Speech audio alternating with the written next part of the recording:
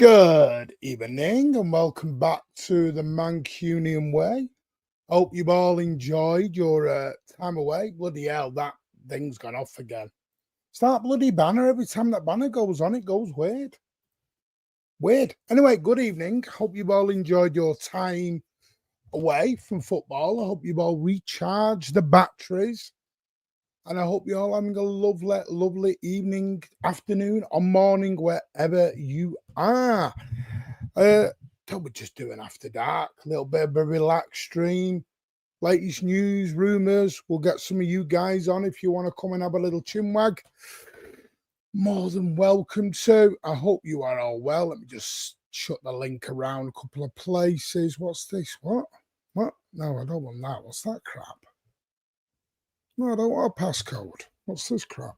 All right, hang on. What's this crap? I've not been on Twitter that bloody long properly. Right. Okay, then. Wow. Okay. Yeah, right.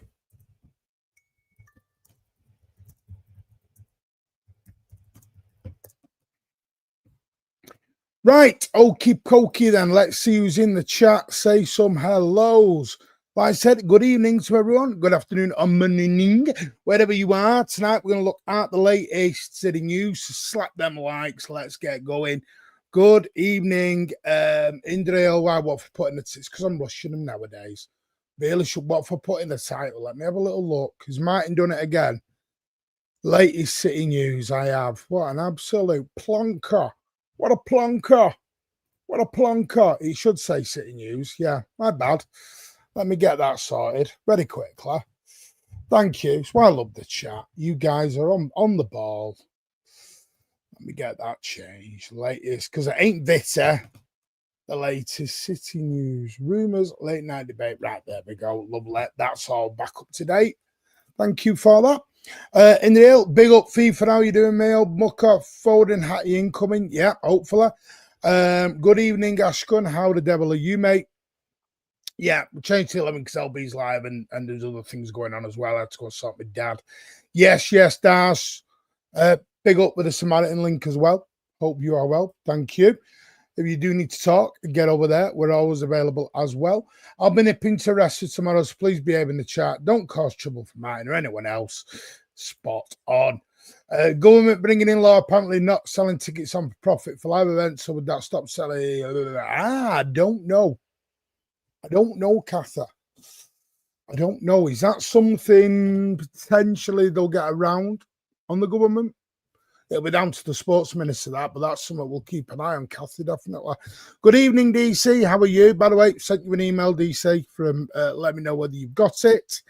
Say hello to each other in the chat as well. Sam, how the devil are you, mate? Milmucker, evening.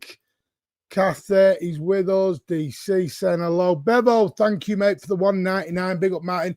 By the way, I will post your link out shortly. Bebo's doing an amazing thing with MCFC Food Bank as well. I will post that and some information on that in a bit. So make sure you are sticking around for that one. Big up, Bebo. Big up, Martin. Great to have streams back. Feel like an age. Loads coming up this week. We've just done Our Brothers on Through Black and White Eyes with Stefan Borson, which was really, really good. I'll give you a brief detail into what happened on there. I did also ask him about, can City do this, going after people afterwards? They're not going to be able, they won't do. So, yeah. Newcastle are getting smashed. I hope so. Oh, what am I doing here, buddy? I'm getting all sorts of things going on. And Stateside's back Wednesday night as well. And Thursday night chat, and then Friday we're going to do a live preview with Baz and a couple of other people for the Newcastle game. So you are basically back to every day this week, guys. All right, Malcolm, how you doing, mate? Big up Evertonian, the Toffees. Pardo Oaks in the building. Good evening, mate. Hope you are well. Evening, Danny. How the devil are you? I will stick the link in soon for you to come on. I'll have a little chinwag. Martin, you from Moss Side? No, I'm not. No, I'm not. But I know where that is. Don't worry. I went there many, many years. Norway win against Italy should also count point per setter. Nah, not when Haaland's bagging the brace past Donnarumma. Evening, Spartacus. Hope you are well. Oh, you responded. I've not even checked. My fault. Tells you where I'm at. Thank you, DC. Spartacus, don't forget us ladies. Yeah, no. They did the mash, the monster mash. Did what? Who did? Randy, good evening, mate. How the devil are you? Evening, all you beautiful blues. Good evening. How the devil are you, house captain? Hello, Blue. Oh, saying hello to Blue Art. How are the ladies? Stop being ladies, man. You. Good evening to Lauren, Jamat, and everyone in the chat. I think Ed's going to join us in a bit. Martin, can we be humble and see how the season pans out instead of saying, oh, this going to happen? Hey, I want to give my prediction. I'm not saying it's just my prediction. We can. You want to do the humble stuff? By all means, you think how you want, mate. 5 shots, 4 goals. Hi, house captain and Blue Art. Right. Let's get into it. Sort of shouting down the mic there. Wow. Right.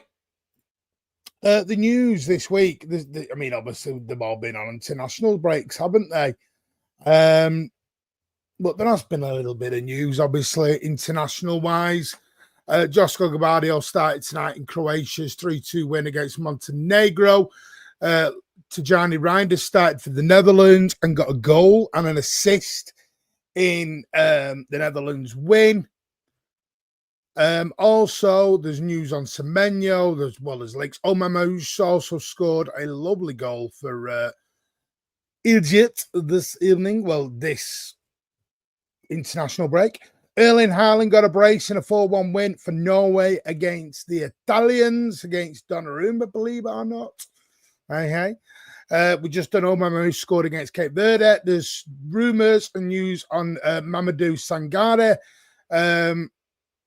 There's all sorts of news on. I've had a little bit of update on Stone, a little bit on Ake, a little bit on a certain Brazilian, a little bit on Bob, a little bit on Trafford.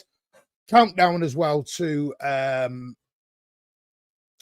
Newcastle coming up. So yeah, it's actually been quite a mad week. We'll go through the fixtures that we've got coming up over the next few weeks. Thursday night is very clear. Season starts now, because it is. This is it. No more international breaks now till March.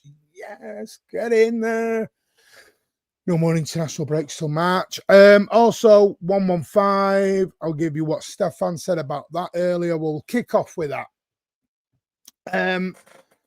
Obviously, there's been news on the 115. Or people have predicted, many media outlets, City fans, and everyone else it will come out. The MEN ran a story the other day that there'd been a change in one of the 3-person panel, one of the chair ladies, and that was what the delay was. Stefan said he doesn't think that's true.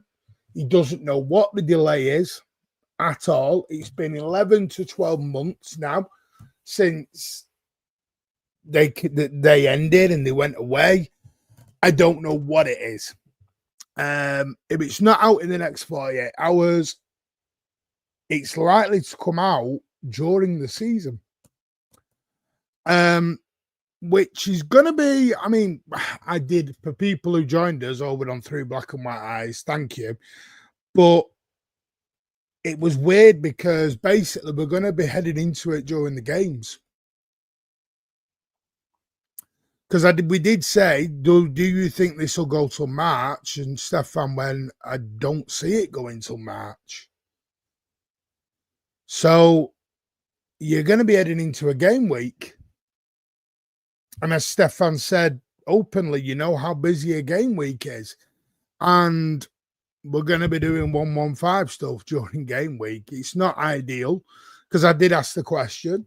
If City are like 5 points clear, or they're a point behind Arsenal, or whatever it is, going into February, March, is that the ideal time to release it?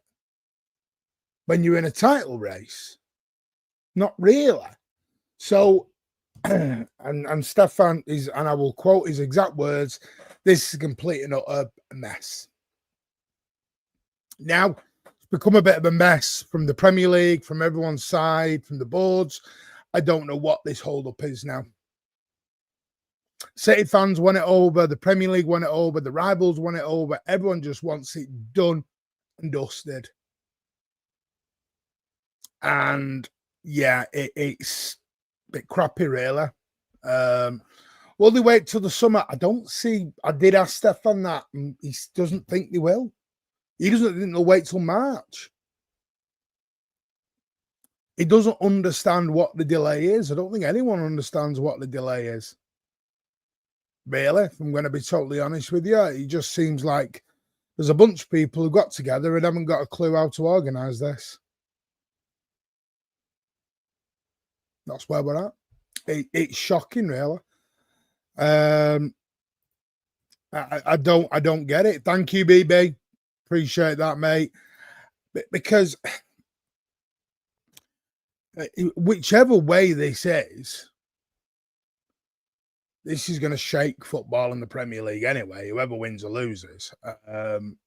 Now, don't forget, it was clarified again by Stefan, it will only be the initial outcome. It won't be the punishment. There'll be no punishments from this when it comes out. It will only be on the initial decision. Won't be anything to do with, there won't be a decision on any punishment, because there is a right to appeal if there's grounds, and then we'll go from there. So we could be waiting another 12, 18 months before we get any resolution into this, which is just crazy. It really, really is crazy that we've got to wait. We've waited, what, 3 years, and we've got to wait another year and a half again. So, yeah, if anyone's wondering updates on 115, the update is there is no update. It's now going to drop when it drops. Stefan, just keep listening to him, everything else. The question was asked, I think Blue Art put it out as well, who was in the chat, and he was there. So big up BH, Mill Mucker. Don't grab your coat just yet. Did say, asked about City going to town and everyone, because I know it was a question I asked. Everyone's got this belief that we're going to go to town and everyone and sue every club and sue Sky and sue TalkSport and take these to the cleaners. Ain't going to happen. It ain't going to happen. And that was Stefan who said that. He says very, very unlikely. Unless they can prove misconduct or false allegations. So they're not going to do that. So, yeah, I know everyone, because everyone's in an emotive viewpoint, and I get it, we're fans, but the club don't look, in the Premier League are not looking at it from a fan's point of view. It's surely a business, it's a business point of view. So there'll be no suing any YouTubers, there'll be no suing TalkSport, there'll be no suing anybody. So people need to get that in their heads quite. Now, Stefan might be wrong. He said that. He said, unless there's grounds, they won't. So that's where we're at on that. And it's all on 3 Black and White Eyes. You want to go back and listen to it, it is what it is. You know, it is what it is. Martin, come on, be unbooked. So I've just done that one. My apologies. I'll stick the link in 5. Tajani was balling today. I've not seen it, so I don't know. Hold up after dark on a Monday, Danielle. Where was the memo? Only get Edgar. I've sent it you. I've sent it you. Thank you. I've sent it you. Mamma mia. It's final week, so I'm as good as someone can be. Sounds good.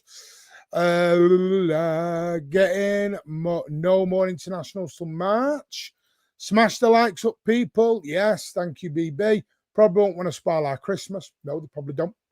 Let's beat Newcastle 7-0. Listen, I'll take a 1-0 right now. That means if we're on the same part as others on the last game of the season, then they will announce 1-1-5.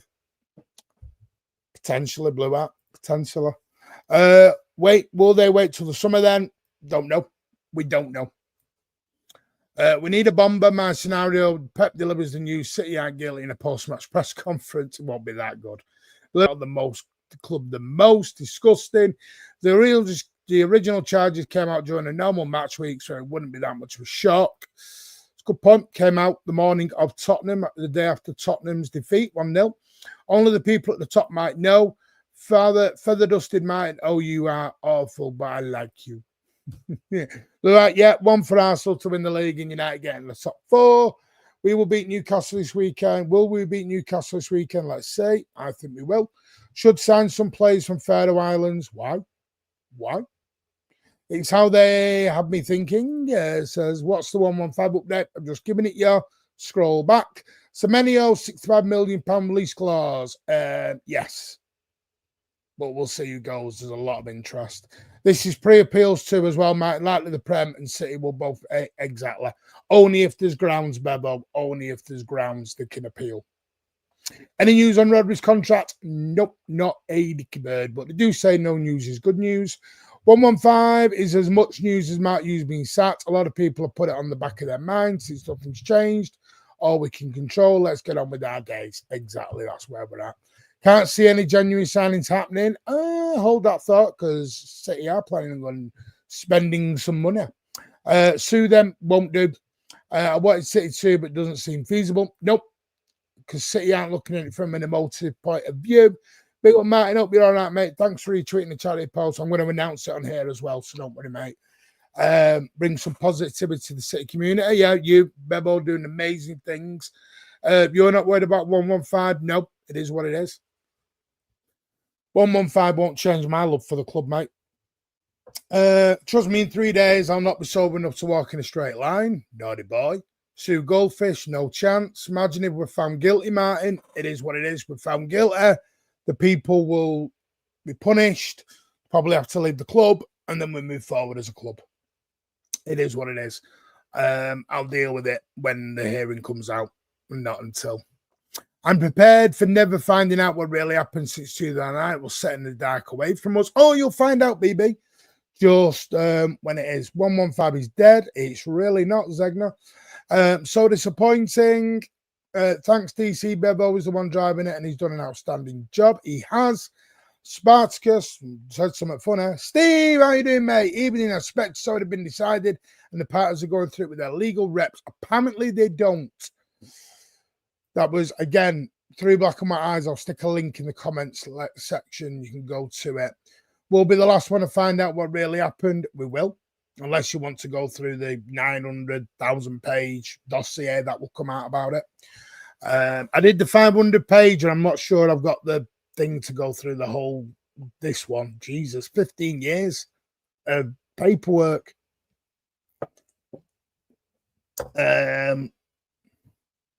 Good point. I mean, it is an indicator. Yeah, make sure you say hello to each other. We will have enough turkey without Masters adding to it, though. It will be great seeing him get stuffed. Martin, can you call Caldoon quickly? Yeah, I wish. Martin, you think we'll beat Newcastle? Yeah, let's see on Saturday night. You sound like you want us to lose. Why do you want us to lose? You don't sound like you want us to win. Do City actually need Semenyo? We're going to talk about that in a bit. That's the next point of discussion. I have doubts over Semenyo suiting us, though. I'm going to talk about that. Cheers. DC. Martin knows the reason I came up with it and wanted to do it. Use it, mate. And you're doing brilliant, and I will promote it during the show. Proms ground like we don't. Proms ground we don't like City owners. Semenyo stuff true. Interest, yes. I think it would be nailed on that if 115 was United, Arsenal, Liverpool, should I be getting screamed out for? Is it true we're looking to sign a winger and a right back in Jan? I'd say defender, not right back. If we are found guilty, get rid of the owners. I agree with Alan. You can't just say that because you need to see who it is. Some people may no longer be there. Gary Cook's not there. Cheeky's gone. Omar Barada's gone. You can't just presume it's the owners and Caldoon. If City are not suing, then we as fans have to do class action. Yeah, you're not getting that done, mate. No lawyer will take that on. I get it, but it is what it is. It'll be a 15-day long stream through that paperwork. Jesus Christ. Imagine me doing that live readathon. Put you all to sleep. Yes, it's very good, Steve. I hope all is very good in your world, my friend. The Prem needs to get stuff with their own beer hard. Stuffing, of course, I want us to win. Why would I want? Because you keep talking like we are going to lose. It's weird, mate. I don't get it. Blue Art, if it was a red cartel club, the changes never would have happened at all. Give us Barnes, in my opinion. You've got more faith in Newcastle than a lot of Newcastle fans have. That's the point I'm making here.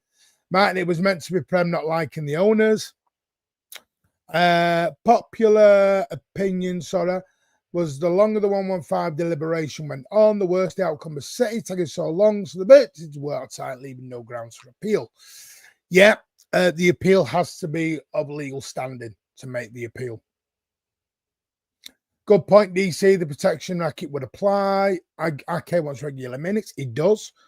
Dead right, they will take it on. If we're found guilty, can you I'll do some. I'm not going to do 24 hours because it'll be too devastating. Big up from the US. Get me a leasing next year. Lease. Wow. Evening, Mucker. Martin, how are you? We just woke up. Legends in the chat. Hope we're all doing well. Have you just woke up? No. I just had some. I've been up for a couple of hours. I just had some things to do. Right. Next bit. We are going to open the lines so you can join us. Danielle and Ed have already got the links. I said this might go on for 4 hours. We don't know. Right. I got a little bit of info during the week. Again, I will always say this is rumour. None of it's I'm not no ITK. This is rumour.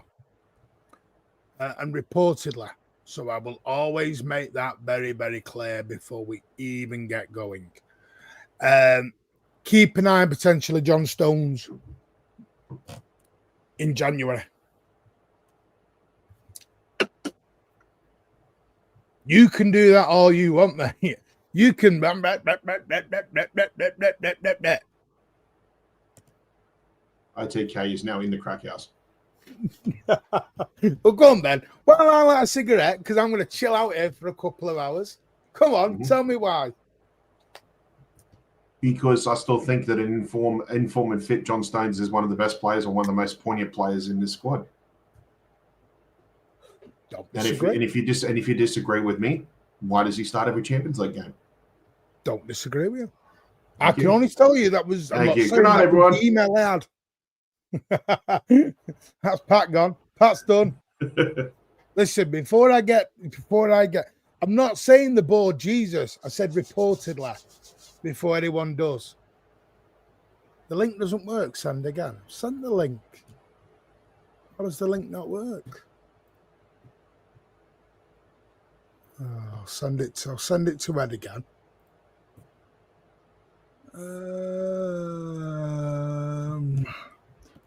Hang on, carry on. Pat, you can talk. Hang on. No. What do you mean, no? What are you doing? Are you in your Lego collection back there? No, I've got a new fan for the office, and I'm still trying to figure out what the settings are.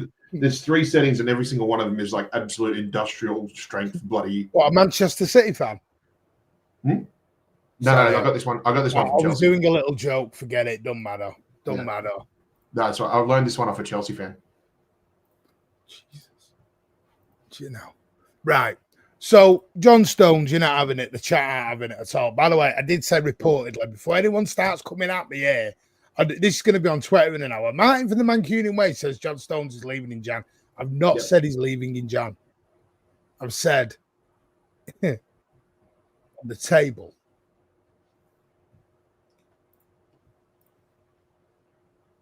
Go on then. Tell me why. I've just said what I needed to say, and it's enough said. I rest my case. Well, all right. Let me play devil's advocate for 2 minutes.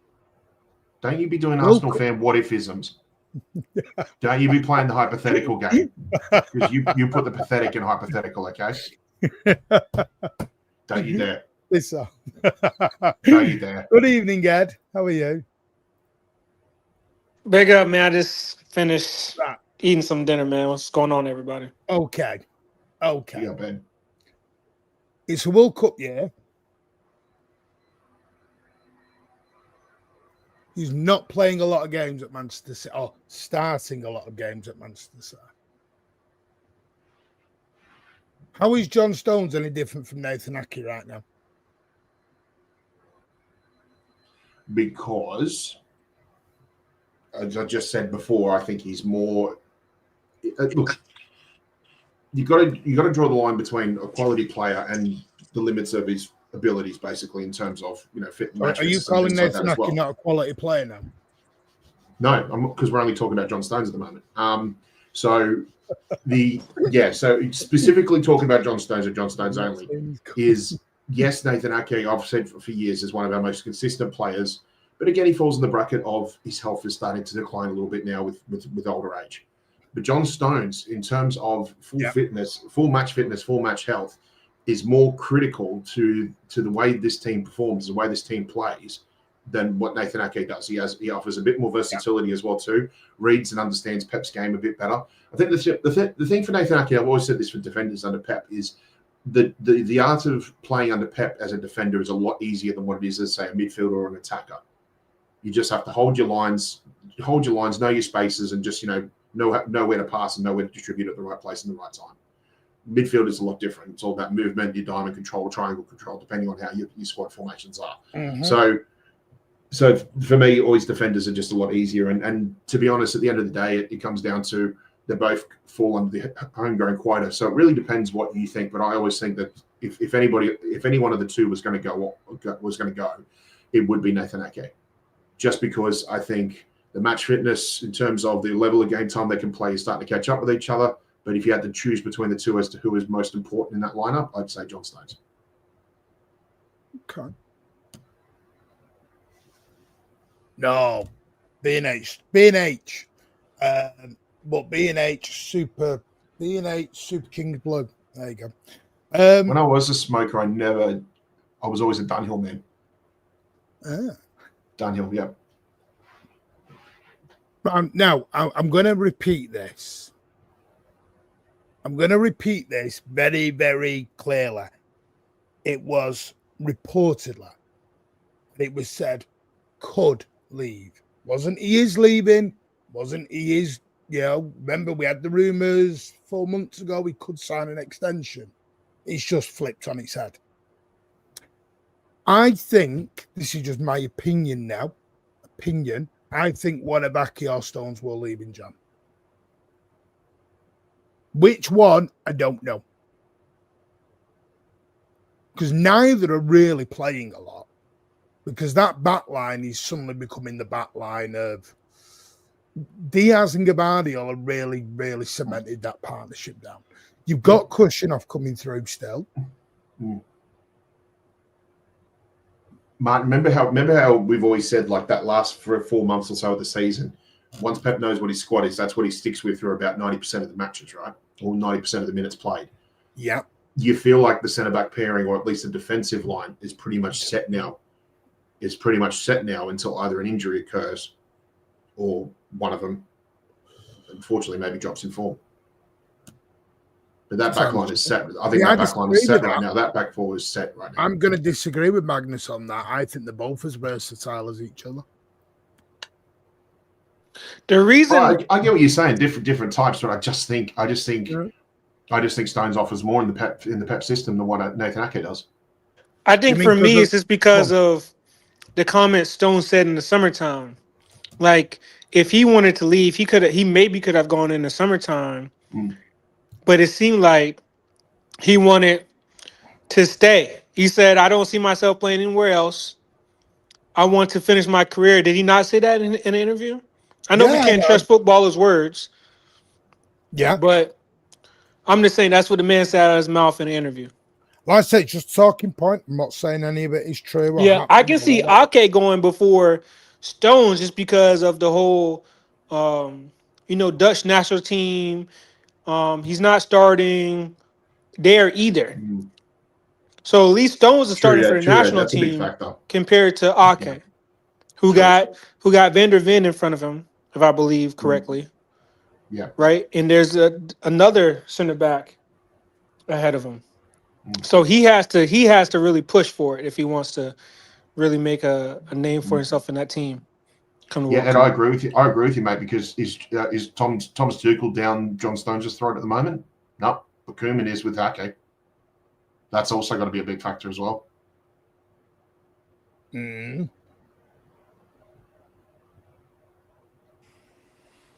Yeah. Bevo, were you there? Yeah, me. Evening, mate. Mate. If you had a choice out of one of the two, who would you selling Jam if one of them had to go? Okay. Okay.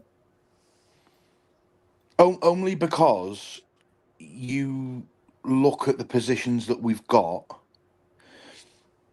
You've got Ake, Gvardiol, Nico O'Reilly, and Aït-Nouri that can all play on that left-handed side. But on the right-hand side, you've literally got Diaz, Husanov, Lewis, and Nunes. Now, for me, the strongest side is definitely the left-hand side. So I kind of feel like you know, you look at it, who's more likely to get a game, John Stones or Nathan Ake? Now, I feel like if, you know, Gvardiol picks up a knock or something like that, I think there's options that you can do. You can put Ruben Diaz out to the left hand side and bring John Stones into the right handed centre back role, or you could even play John Stones on that left sided centre back role. So I kind of feel like Ake's the player that's not going to get utilised as much. They're both probably equally as injury prone. I just feel for me, Stones has more to his game that he can offer this City side than Ake does. Okay. Well, Pete says our Hayes and Bar doing. Hayes has improved, I believe. He had a very good game last. Girona have picked up a little bit of form, and he does seem to be doing better. Juma Bar, not sure. I've not heard a lot about Juma Bar. Juma Bar's still a baby, though. Yeah, he is still a baba. Last time I checked for Hayes, he's actually, when you're talking about young center backs, he's ranking in the top 5 for aerial duels. So he's really improving at Girona. See, I hear what you're saying there, Magnus. He does the invertedness. So I agree with what I meant by the invertedness, because Ake's versatile a different way. He can play left back, play centre back. He can do different. He's that, and I know what you mean. Stone's being more versatile because he can invert into that. Can't get the words out tonight. Into that midfield area. So I do hear you with that. I just see it as, Charles, just quick one. Do We're we not really- doing any politics stuff, so we're not doing the politics stuff here, mate. It's football only. I'm not I was ignoring just going it. to say, like, do we really need a left back? Like, if O'Reilly picks up a knock, we've got Gvardiol that can play left back. We've got Aït-Nouri that can play left back. Well, we've got an actual left back. Whereas We're not playing a left back. because you can't you can't drop O'Reilly in the form that he's in. It's impossible. No. Just the same as you've got Mamouche that can play left wing, but you can't drop Doku in the form that he's in. And I know it's kind of the unspeakable, but right now you can't drop Nico G to put Rodri back in. You could probably play both of them together, but we've got a lot of people that need to sort of fight for their positions this season, and it's something that we've not seen for a long time. See, I hear this, what you're saying, Keely, about this. By the way, Danielle, I have sent you the link, mate. So just check your DMs. This is the Gay problem. Mike Gay is not going to leave Crystal Palace to come and sit on our bench. No. Not in a World Cup year. Not when he you've can got go into is- that Liverpool team and replace Yeah, Konami. exactly. You got to remember, he was virtually in a Liverpool tracksuit on deadline day. It was Palace who pulled it at the last minute because they thought they were getting a Kanja and Akanji went to Inter Milan. My God, by the way, you want to see something, go and speak to Inter Milan fans what they think about Akanji. They think they've got Paolo Maldini the way they talk about him. They bloody love the fella over there. Love him. But can you not see similarities in our first season? You look at Akanji in the treble season. We were all singing from the same hymn sheet by the sound of things. I think the difference is he was the best thing since sliced bread. They're getting a fit of Akanji. We had an Akanji who was playing with bloody 3 injuries last season. That was the difference. Also getting an Akanji that plays in a back 5 and not a back 2. Yeah, it is very different. You know, City are not Palace, who could be offered games. This is the problem of it wants to, because of this World Cup year. I think this is the reason. You're talking about Aki or Stones, because it is a World Cup year and people are trying to cement themselves into a World Cup squad. Not everyone's guaranteed to go to a World Cup game like everyone thinks they are. Some are. You know, personally, I'll be honest You've with you. also got to remember that. I was just going to say, you've got to remember as well that this is probably Stones and Ake's last World Cup. Yeah. Like, are they seeing the next 4 years? Probably not, no. If Stones wants any longevity in his career, you'll have to call time in his international career after 2026. Well, you've also got to remember, and people forget this, if James Trafford is in the same situation or an Oscar Bobb's in the same situation, why are Ake and Stones not in the same situation? Footballers want to play Oscar football. Bob and Trafford have got years ahead of them to make World Cup squads. The trouble is, mate, Stones and Ake's you don't have last patience. Chance, isn't it? You don't have patience, Bebo. That's the only thing that I'd say. The only thing that I'd say about Stones is if Stones is fit, regardless of whether he's playing or not playing, England know that he's their best. That he's their best centre back. Yeah, true, Bebo. He's always going to play. They're not going to drop him even if he's not playing. Yeah. Like you look at Ake, Netherlands have a fairly decent back line, and Ake could or could not be a part of that. Whereas with John Stones, if John Stones isn't injured, he's going regardless. Because apart from that, you've got Esri Konsa, Maguire, Gahey, and that's pretty much it. Yeah, if Brent White could stay healthy, that would have been the one that could have challenged Stones. But yeah, he's out. No, I agree, Curtis. But I think they can play every game. I think they can. A lot of them at centre back. At the moment, Pep's doing something Pep hasn't done for a long time. He's not doing the Pep roulette anymore. No. He's tending to send out. He is, since he's got a fully fit squad, minus probably 1 or 2. Obviously, Kovacic. By the way, the images of Kovacic were awful within that bloody leg brace. Sat up on his couch. I felt for him so bloody badly when I saw him like that. But hey ho, I hope he gets back soon for the World Cup anyway.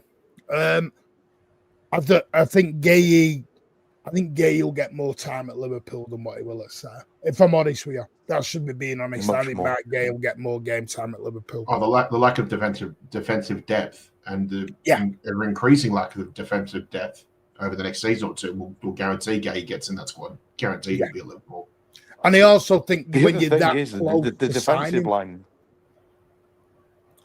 The defensive line they've got's not that good either. Like they're starting back 4 at the moment is awful. Yeah. Well, yeah. That's Sam. You're saying Champford still makes the squad, but he still probably wants to leave. The rumours are Newcastle want him. He's interested to leave. And we'll see what happens. The thing is, I think what this is showing me is if it's not January, summertime, City are going to have a major homegrown issue moving forward. I don't see the Newcastle deal kind of happening because he'll end up going to Newcastle and he'll be number 2 to Pope. So it's actually no better for him than where he is now. like you look at where he could potentially go. Like most teams have fairly decent goalkeepers at sort of top six, even top eight. I can't really see him at his age walking into a top six, top eight, top 10 team and being their first choice keeper. I just can't. But Bevo, the only So difference between us and Newcastle is Pope is 33 going on 34. Yeah, but you say that that's not that old for a goalkeeper, really. You've at that age, you've still got another 4-year deal in you at 33, Nah, that's for 34. Bevo. That's for the elite Goalkeepers. keepers. That's for the elite keepers, not the average. If you're trying to be like a Newcastle, trying to raise your level, you're not going to want a 37-year-old Nick Pope. I'm just sorry. He's not elite. No, he is Well, having a the good one thing I season will so say, far. if you want to sign anyone in January, you are going to have to sell because the squad's full. I would see the best option for someone like a Trafford would be to potentially look at someone like a Villa, where you've got Emi Martinez going. Even a West Ham. You know, West Ham haven't got a great keeper. You know, there is shouts where he could walk in there and be number one. I just don't see like Tottenham got Vicario. You know, Chelsea. Chelsea have about 30 goalkeepers.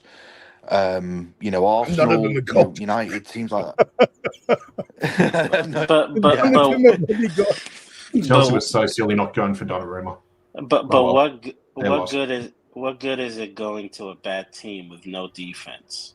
Newcastle have an established line. Granted, some of them are injured, but if you're trying to go to the next level, bring in a young goalkeeper, and continue to improve the center backs and the left backs, right backs, whatever, that's a defense that is young, ascending, and can grow with Trafford. It makes sense for him to actually go there versus going to a West Ham. Villa's back line is a little bit more senior, and some of those guys, I would even argue that they're a transfer rumor away from potentially being poached away.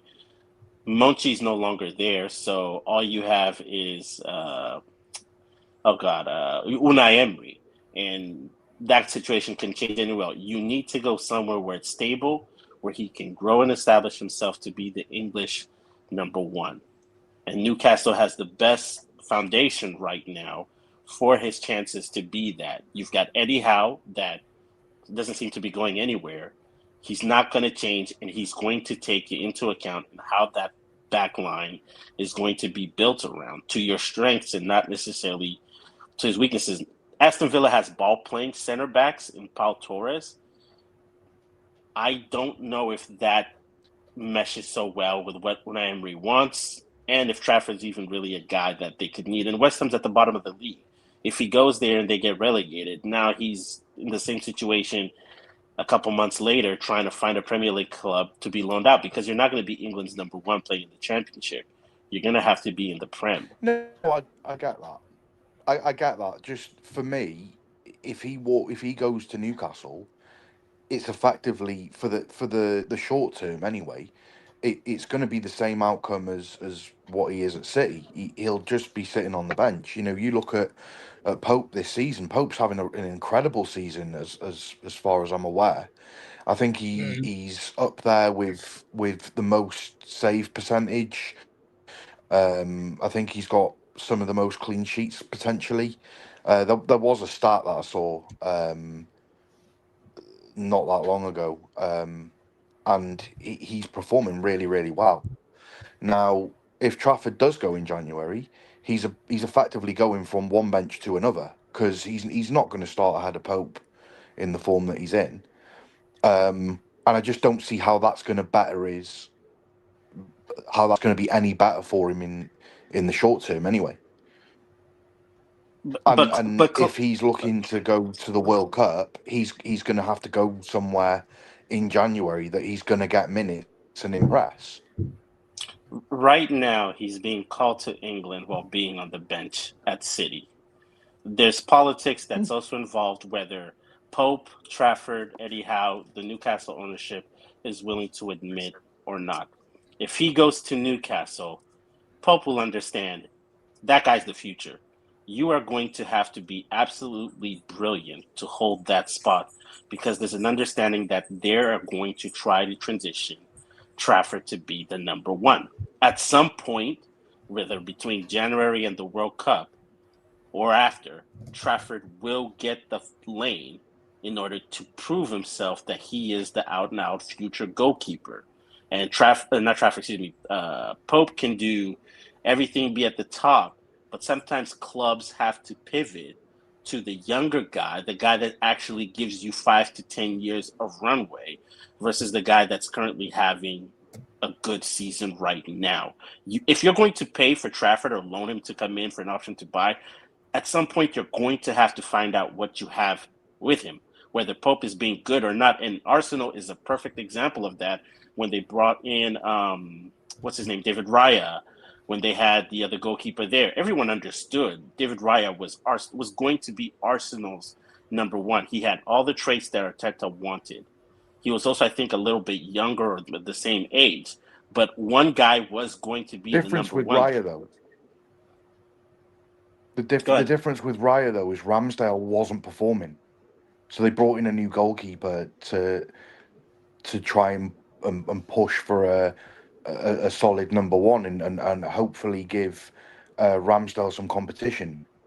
But the reason why they did that was because Ramsdale kind of wasn't performing. Now, you look at Newcastle, I'm pretty sure Ramsdale's the number two there. Like, you know, or the only way that I can really see Newcastle kind of going in for Trafford, one of the goalkeepers is going to have to leave. You know, is Ramsdale going to want to come into, you know, going to want to stay and be the third choice? Probably not. You know, is Pope going to want to stay and be second choice? You know, when he is coming to the end of his career, or at least got one big move left in him, is he going to want to see out the remaining of his career just sitting on a bench when, you know, he's effectively, for a goalkeeper in his prime years? I just don't see it. Maybe in the summer, you know, Newcastle might look for it. I don't see it being a January move. Do you remember? Sorry, can I just do one thing? I'll just a couple of things very quickly. Bella, for the 30, mate, thank you so much for your continued support. Really do appreciate that. Thank you so much. I think this is a great point, by the way. And I just want to, before you, I know you're going to answer Danielle, just one sec, mate. Martin, is Trafford angry with City? I don't know why, because he wouldn't have been number one this season if Ederson stayed. The difference was you'd bringing in a 21-year-old keeper and saying to him, if Ederson stays the season, yes, you may be back up, but there's a pathway to the number one. Because Ederson was going to leave. You're bringing Donnarumma at 26 is a 5-6 year goaler. There is no pathway for Trafford into the City team. I think that's where the Newcastle thing, Pope's only got a year left, so maybe at the most at Newcastle. They may be thinking, because don't forget, Newcastle wanted Trafford before Ramsdale even got on the scene. Trafford was their guy. They've been chasing him for 18 months plus. It was only because City came in that he chose City, because it was, I'm going back home, in his eyes. That now has changed with Donnarumma, so that's the difference. I don't think it's about playing now, it's the pathway to that number one spot. There is no pathway at City. That's blocked. You're not getting in ahead of Donnarumma for 5 years. He hasn't got 5 years to waste. And you've got to remember the reason he left City is because there was no pathway to number one. Let's assume Gigi could even be here for 10 years. Yeah, that's Yeah, Exactly. Gigi's the type that Given the could be going given the into his track late record of 30s. returning Yeah. keepers, yeah. That's like Bevo getting a job and some guy comes in, gets the job instead of him, and Bevo's like, well, what do I do now? I'm back to the guy I was in originally. Don't You be just go. don't be selling my job away, mate. You know what I mean? I need those pennies, mate, for Christmas. Yeah. Don't be selling my job. So yeah, I just listen. Do I feel sad for Trafford from a fan aspect and a human aspect? Yeah, but I'm gonna say what I've always said this season, and it may be harsh. I am badge over any player. I'm sorry. They are grown adults. The badge comes before any player now. Let's be real, they get paid a fat wedge as well to sit on the bench. Like, if I was getting paid 60 grand a week to sit on a bench, happy days. Like, Martin, do you remember when we bought Shea Givens and we had Joe Hart? Oh, what a keeper! Whoa, Do you remember I that? love Shea Given. yes. Okay. And we had to A find very nice go 1-2 out combination, that's for on sure. loan to Birmingham or where's it? Birmingham and where else? Was it Birmingham and somewhere else? He went to, but he did go to Birmingham. Yeah, but did Birmingham, it go somewhere else or was it just Birmingham? That's a good question. I don't remember the team. Matt, No, he just it was said- Birmingham I think City. it was just Birmingham he went to. But the one thing that stands out for me with Shea Given, Martin might even remember this. When the ball used to be at the other end of the pitch, the one thing which I've never ever seen any other goalkeeper do, just Shea Given, was when the ball was at the other end of the pitch, he used to do press-ups and sit-ups in his own box to keep himself warm. And I've never ever seen any other goalkeeper do it. He'd just be there doing star jumps in his own box. Crazy. I remember him for his fashion kicks. I thought that was a very nice foundation that he had for the community and the players to get involved. That's pretty neat. Very good shot stopper. Very good shot stopper. Big up, Tom. Yeah, and listen, do I feel?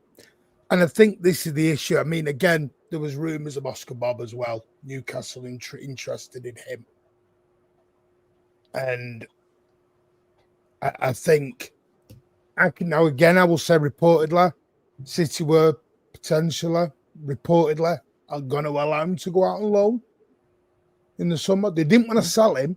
There was no sell option. It was just go on loan and get some real game time. Because again, when the squad's back to fitness, or back to full strength, Oscar Bob's not. Sometimes Oscar Bob's not even being picked anymore. He's now being left at home in some games. Which is even more proof of why we have to sell before we even buy anyone. I mean, by the way, is that since Cherky's been back? That's since Cherky and Mamouche's been back. Yeah. But the thing is, Martin, who do you drop for him? Do you drop Savio? Do you drop Cherky? Do you drop Foden? Do you drop? No, that's what I mean. Savio's only making the bench, but do you tell a £70 million guy that's just signed a new contract, sorry, you're not even getting on the team bus this week? This is what I mean. You know what? This is why I laugh when people don't realise how deep our squad actually is. We're now leaving players. Kushinov's not been in the squad for two games. But Martin, that's a James Trafford conundrum right there too. Because the club has told us by extending Savio and Pep coming out with his quotes, he is a promising player that will come good. And so then as a result, somebody like Oscar Bob has to sit on the bench. I don't agree with it. I don't agree with it, but that's a decision that the club decided to do. Trafford, kind of the same situation if he goes to Newcastle. He's going to be the guy for the future, and Pope will have to hold bench regardless. Because Savio hasn't been stellar. I don't even think he's really been that good. No Pantapalo that I know is in the chat. But Pep, the board, clearly see something in his value that they feel as though they need to play him. If we're going to see whatever this end product is, he's going to have to play. And in their assessment, the final ceiling for Savio is clearly a higher ceiling for Oscar Bob for what he is today or what they envision in the future, which is why they made that $75,000 a decision. week. Yeah, That's all he's on, by the way. I know everyone's got this thing that he's on. He's on 75 grand a week, Savio. That was his wage increase on his contract. I know. I think people are deep in this, Savinio. I presume you mean Trafford formidable. I just think because he hasn't got a pathway, mate.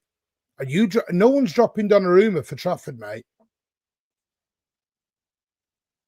And it's awful. It's a difficult problem to have as well, because you need to have a solid number two, because you can't have Donnarumma playing every Premier League game, every Champions League game, and every FA Cup game and Carabao Cup game.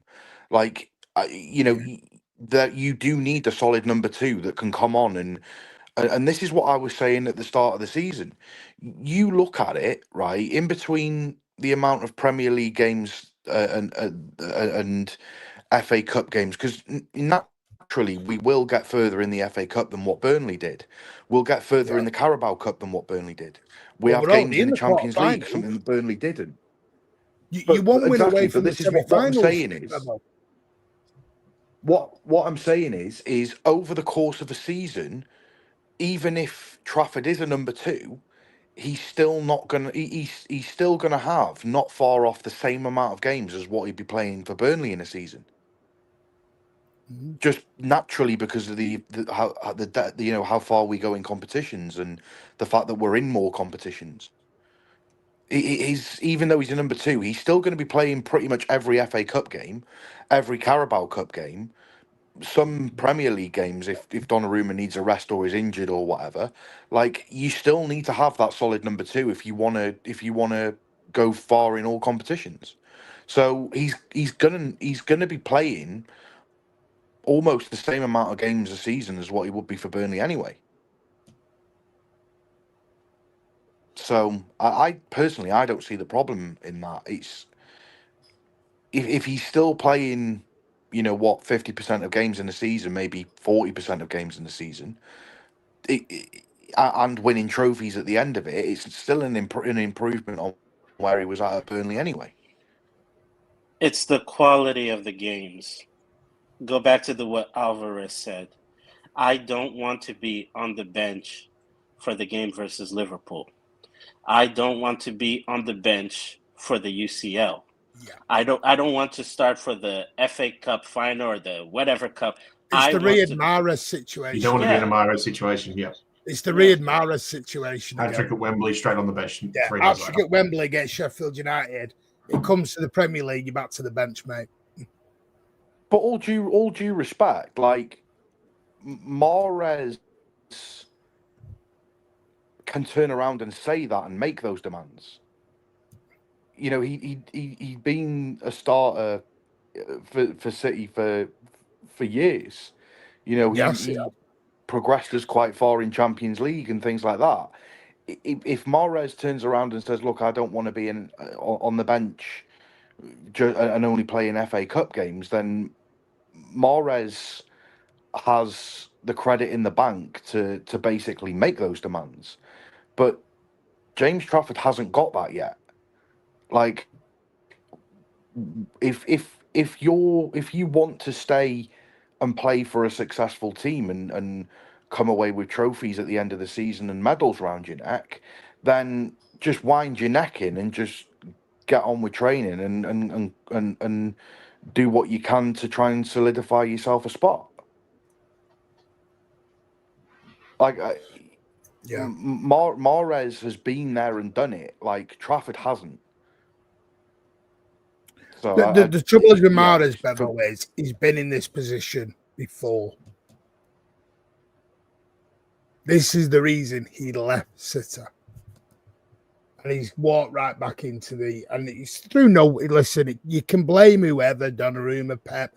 It was just there was an opportunity that arose for the club, and they went, "We can't turn this guy down." Yeah, You listen, don't turn Donnarumma down at 26 million quid. Yeah, Yes, and let's not Fresh cry off for winning a him. Champions League. And let's not cry for him, Argentina. He got his money. Okay, that move from Burnley to City, he got a nice little pay increase, bonus add-ons, whatever. He's not struggling. He's being fairly well compensated to still sit on the bench. So even Alan's saying it, and this is Mr. James Trafford himself. This is Alan's his agent, and even Alan's saying he needs to go. But this is Rule Britannia FC right here. Yeah, that's Rule Britannia. That's Mr. Trafford's dad. And even he's saying he needs to get out and go. I think you mean Mrs. Trafford. Mrs. Trafford. And he hates Donnarumma. So, you know what it is? You know what, Bebo? I hear what you're saying, and I take on your point 100%. But we all said the club had to be more ruthless. And maybe this is just a club being that. Yeah, I like this. I like this ruthlessness. That we've not. You know what it is? It's because we've not seen it for that. Because Cheeky was still there, this wouldn't exist. We've not seen it in so long. We've not seen City be this ruthless in a long time. No, I'm all for it. I'm all for it. I absolutely love the transfers that we've made. I think every single transfer that we've made since last January has made total sense. Not just planning for now, but planning for the future. You know, you look at the age profiles of the players that we brought in. You know, Cherky's, 21, 22. You know, we've got Reinders that's just coming into his prime. We've just signed 26-year-old Donnarumma for like 35 million quid, who's literally just won the best goalkeeper in the world award. Like, he did yesterday. All of the signings that we've. Haaland took a great crossing yesterday. But what I'm saying is like, you look at the transfers that we've made. Every single one of those transfers makes sense. If we'd have, like, no disrespect to Cheeky, because Cheeky for me is probably the as it stands the best sporting director that there has been. But I think towards the end of his time at City, he lost his touch a little bit. You know, if we'd have kept Cheeky on for another year or 2 years, this summer just gone, we'd have probably signed like someone like Danny Olmo and maybe given Gundogan a 3-year contract extension. Like, you know what I mean? We would have finally got Isco. We would have finally got Isco. Wait. But we finally got Isco through the door. Yeah. We would have finally got him, yeah. And we'd have probably signed Danny Martinez on the and signed him for 7 years. But Pep wanted Danny Olmo. Why does Cheeky get the criticism as well? Yeah, why does Cheeky get the criticism? Cheeky doesn't do anything without Pep. Pep wanted Danny Olmo. Danielle, don't start this. I know what you're gonna do. I'm not gonna go there. By the way, RS12 legend 5 gifted memberships. So I know Superbia already has. If you have received one of their memberships, please big up, thank you to him for his kind generosity and his continued support. Thank you so much. Is Alan coming on? He's more than welcome. As we've seen with Pep over the last year, you know, when we had Juan Malio as the assistant, you know, I've said this on streams before with Martin as well. It was almost like he was a bit of a yes man. When Pep said jump, he said how high. Now, since we've got Pep Linders through the door, he seems to actually question Pep a little bit more and say, hang on a minute, are you sure that's going to work? How about doing something like this? So I think, you know, yeah, Pep is the best manager that there has been, but he still gets it wrong from time to time. And I think sometimes he does need to be questioned. And I think that's why, you know, bringing in Pep Linders worked so well. So if Cheeky, you know, look at Viana.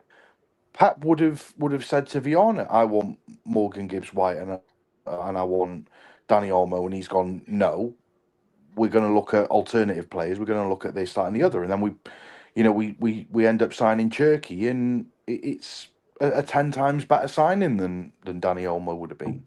Well, everyone So- wanted Wirtz, remember? Uh, And look how he's adapted into the Premier League. Well, yeah, exactly. And I'm going to be honest and say that I was a part of that hype train. Originally, I was part of the Wirtz hype train. I can't say that I watch Bundesliga games, but when I did, he seemed to be doing all right. Yeah, that's incredible. He's on the and same amount of now goals and assists in the Premier League as Messi.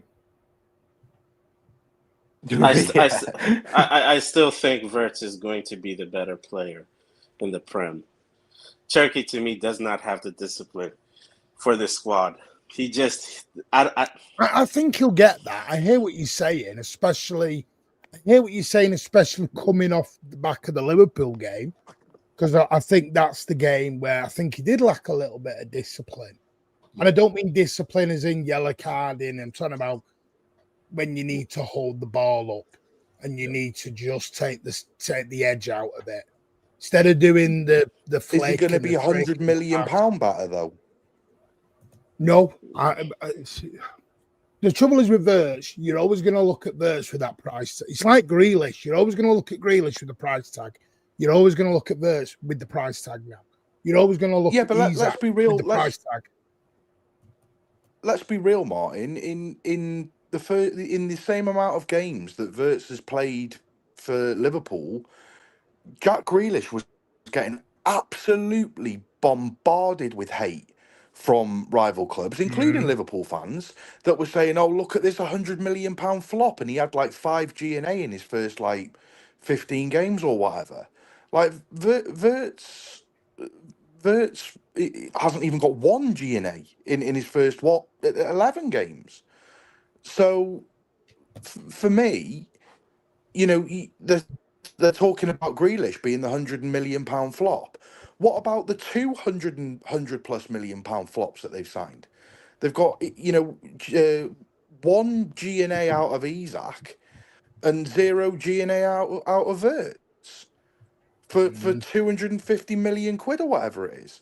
Absolutely ridiculous. Why isn't that talked about? Like, if that was City, we'd be getting absolutely roasted in the comments right now. Absolutely roasted. Why does the agenda not fit the same? Well, I'm just going to do this price tag.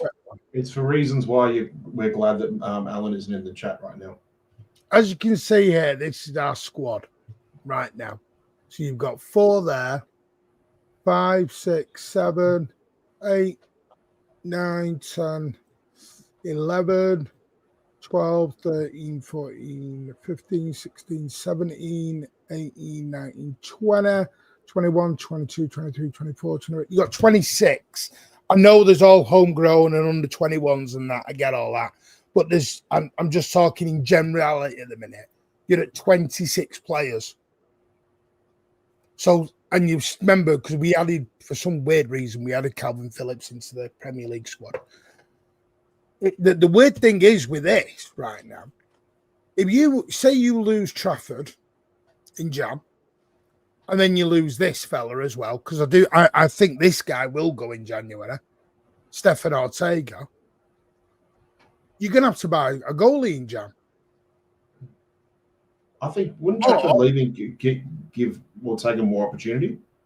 Or you promote... Because I can't see Bettinelli being the cup keeper. Ortega wants to play. Ortega's not even getting on the bench. Bettinelli's on the bench. I don't think City are just going to allow Bettinelli to be the cup keeper.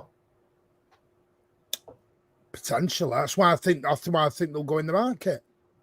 And then you look at this, Kushinov will be added to the foreign contingent next summer. You still don't know about this fella, Rico Lewis. We've talked about Akanji, and yes, he signed a contract, but Rico Lewis is no longer playing and very rarely gets played unless it's the League Cup. Oscar Bob's gone. He's also not getting played as a defender either. He's getting played Rico's as a midfielder, not a defender. Anymore. Oscar Bob's dropped out of balls. So my question will come again of, I think we're going to be in a homegrown issue again very soon. If you allow Stones, Ake, Trafford, Bob, Enrico, for example, if they, and I know this is the other end of the spectrum, are you going to allow 5 homegrown to all go? No, you won't. They won't. Something's got to give. Yeah. Or if they do, then we have to. Can't just buy homegrown. It's beyond assumptions that we know other English players are going to come through the door. Yeah.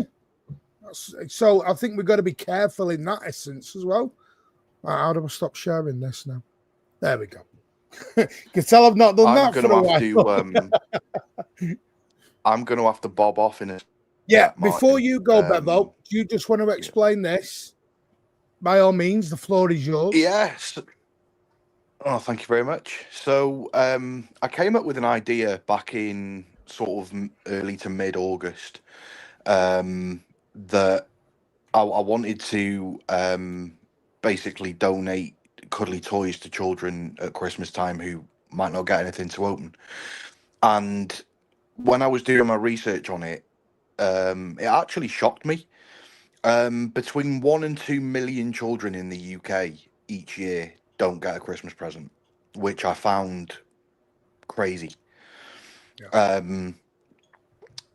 Martin knows the I won't go into it on stream, but Martin knows the reasons. No, you don't have to do that, mate. Martin knows the reasons why I'm so passionate about it and why it's quite close to my own heart. And so I wanted to try and make a bit of a change, and really I wanted to leave a legacy behind for my own kids as well, and you know, and give back to children that might not be as fortunate as ours. And so yeah, I spoke to I've had so many calls with Man City over the last sort of few months. I've spoken to various people at We Are 1894, MCFC Food Bank, Nick at MCFC Food Bank. Everyone's been super supportive. Nick too. We've done some work as well. And again, and Nick Jackson, I don't know if he's in the chat, but Nick over at 1894 as well. Really fantastic support from everyone. So yeah, I turned this idea into a reality, and the club are fully on board with it. They've given us a plot next to MCFC Food Bank by the Nexon Bridge, which is where MCFC Food Bank get their donations from. So I will be there on the 29th of November before the Leeds game. I'll be there for a couple of hours before the Leeds game, right up until kickoff, collecting cuddly toys, and they will be donated to. Primarily, they're going to be donated to Wood Street Mission over in Manchester, so it's giving back to the community of Manchester. But I do also have alternative donation points as well to give to for if we get too many for Wood Street to handle. But that's the aim. So you know, it's the first year that I'm doing it, but each year it's going to get bigger and better. You know, this is just the start of something which is just going to be an annual thing. Really excited for it, and yeah, if anyone's going to the game and wants to donate, we can only accept new cuddly toys, so unfortunately we can't take second-hand ones. The Wood Street Mission just won't accept them, which is understandable. So they have to be new, but if anyone wants to donate, that's where I'll be on the 29th. So feel free to come over and say hello if you're around, and yeah, it'd be nice to see everyone. Yeah, and we'll definitely I'll be down there, and I will donate from the channel, from my own thing. But big you're actually going to turn up and meet me this time? Yeah, I might do. No, but big up, mate. That's So- amazing. We will promote that all the way through. By the way, all the way through moving Thank you. forward. That'll get a shout out. But big up, Bebo. Not in my lifetime. Go and show Bebo, Luke, all the gang a lot of love over there. Yeah, go check Bevo and Luke out, That's a man. good idea as well. We'll reach out to a Leeds fan channel. They may want to help out with that as well, mate. Yeah, amazing. That's a good idea. Amazing. Thank you very much. Thank you for that, Cather. Big up. Big up. This is why you're the best. Fucking comedian. idea. Big up, Bebo. Nice one. Cheers, lads. I will stick the link Take in care, 2 mate. minutes. See So you then then. I'll come on and add. Right. So like you've just said, there's 26 players there. To get anybody in, you're going to have to move out. So before I know there's all the rumours about a right back and a winger. You're going to have to sell. That's all I'm saying. Just always remember that you have got to sell. Because right now, there are 2 at home. I know everyone's going to go, but he's going to AFCON. Ain't Nori and Mamusha coming back from AFCON. They're not going for 6 months. They might be gone for 2 or 3 weeks. Can you loan with an option to buy? What, City or the opposition? Both. City Yeah, could yeah, loan. of course we do. I just don't think that's something City don't really do. City don't do that. They loan out, but not loan in. I think you saw how quickly we we shoveled Cancelo out the door. Martin, you said, remember how quickly we shoveled Cancelo out the door after he's bust up? Yeah. But in terms of bringing players in, it's like, no, if you're going to come to the club, they intend to keep you there for 5 years. Yeah. So just before, I know, because everyone's getting hyped on Semenyo again, for anything to happen, somebody has to go. And it's flavour of the month.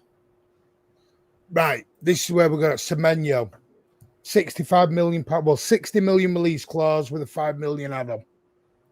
Was anyone taking that? And would he fit the Manchester City profile? He's a system player. My answer is no. This is my concern. So, because when I'm watching Nunes back pocket him, and he did, and this is not, I'm not chucking shade on Nunes here, because remember, Manchester City's there. With respect, Bournemouth's there. Do you know what I mean? What's Semenyo's G&A in the Premier League so far this season? At the moment, Semenyo stats, I'll get them up. I want to say under 7. Do you know what worries me with Semenyo? Are you buying Grealish Mark 2? And I keep saying Grealish Mark 2. Are you buying the big fish in the little pond and bringing him to City and he drowns? Right. He's got 11 appearances, 6 goals, 3 assists. 9 GA. Yeah. I'd rather get the guy from Everton. Ndai or whatever his name is. I know they're also tracking, is it Nusa? Oh, the Yeah. Norwegian left winger, yeah. Nusa was supposed to be the Doku Savio signing, but he got hurt that season that City were looking at him, and the move got delayed, and then Leipzig bought him while he was injured. Yeah. You take him for that to do. Do you know what? Daniela? Do you know what the whole Semenyo thing screams to me? So about 60-65 million. I see it being like goes to Spurs, and then for the rest of the season maybe ends up with like 2 goals, 2 assists. It just screams a signing that Spurs would do.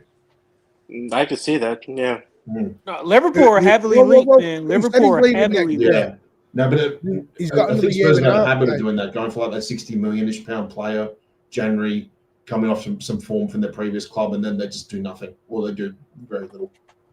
He's got another year. He's got another 18 months, and that's if he doesn't sign an extension. Is that 60? Is that a release clause? Yes. Oh no. And he is homegrown. No. See, that's my other thing with the homegrown. I don't just want to buy someone because they are homegrown.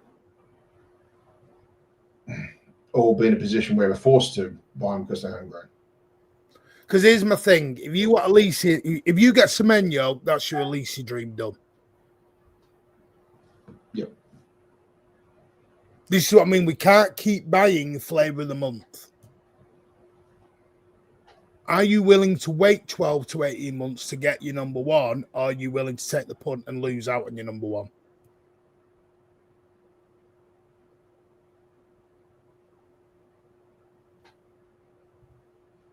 Ed?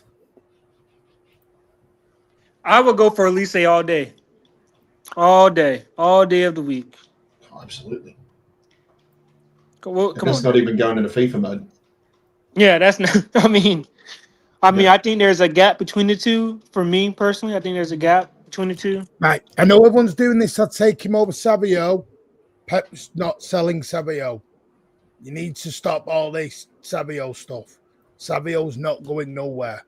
So Not yet. You need to move to that. Not yet. Not yet. I'm not sure he will go full stop. I know. That's what pisses me off.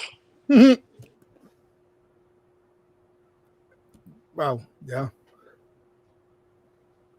See, I do see Semenyo as a Salah replacement, and I don't mean as good. Before we do all this, I don't mean as good. I just think. Hasn't he been openly flirting with the dream of going back to Arsenal or going to Arsenal? Being an Arsenal fan? Chelsea want him.